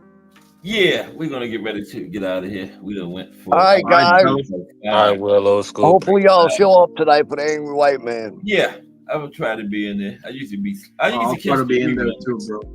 Yeah, but this was a great. It'll be easy. All right, guys, y'all take it easy. Appreciate y'all, man. All right, Cass. Appreciate you, fam. Yeah, we're gonna call it a week. B3, y'all still come on at 8:00 at night? You talking about BVO Sports? Yeah. Yeah. I mean, he's not doing Friday. BVO not gonna be back on until Monday. Oh, okay. But I'll be doing my morning shows live anytime I can on B3 Picks TV. Oh, you don't have a set time though, do you? Nope. Come on in the morning though, right? Mm-hmm. Okay, I'm gonna try to catch you then. Mm-hmm. Okay, B3, I appreciate you. All right, fam. Appreciate you, Cass. All right. Have a good weekend. Take care. You too. Oh, yeah. B3, Define Arnie 1, and William Old School Rant. Tonight, The Angry White Men, 10 p.m. William Old School and D1. Okay. Appreciate those gentlemen. Good cook. And we are going to call it a week. That's some kind of boxing tonight. Oh, we didn't talk about that, but no names. I don't even heard of none of these people, but it's boxing. So, yeah, we got to watch these prospects, man. I remember, like I said, when Tank and Shakur and Benavidez and all of them was prospects, and look at them now. So, yeah, I think that's what's happening tonight, though, some prospects, I guess. But I appreciate everybody that came through today. And we're going to come back Monday and start off another week of boxing history. If it's Monday through Friday, 2 p.m., it's the Box Historian bringing you all that boxing history. Everybody have a great weekend. Appreciate y'all 1,000%.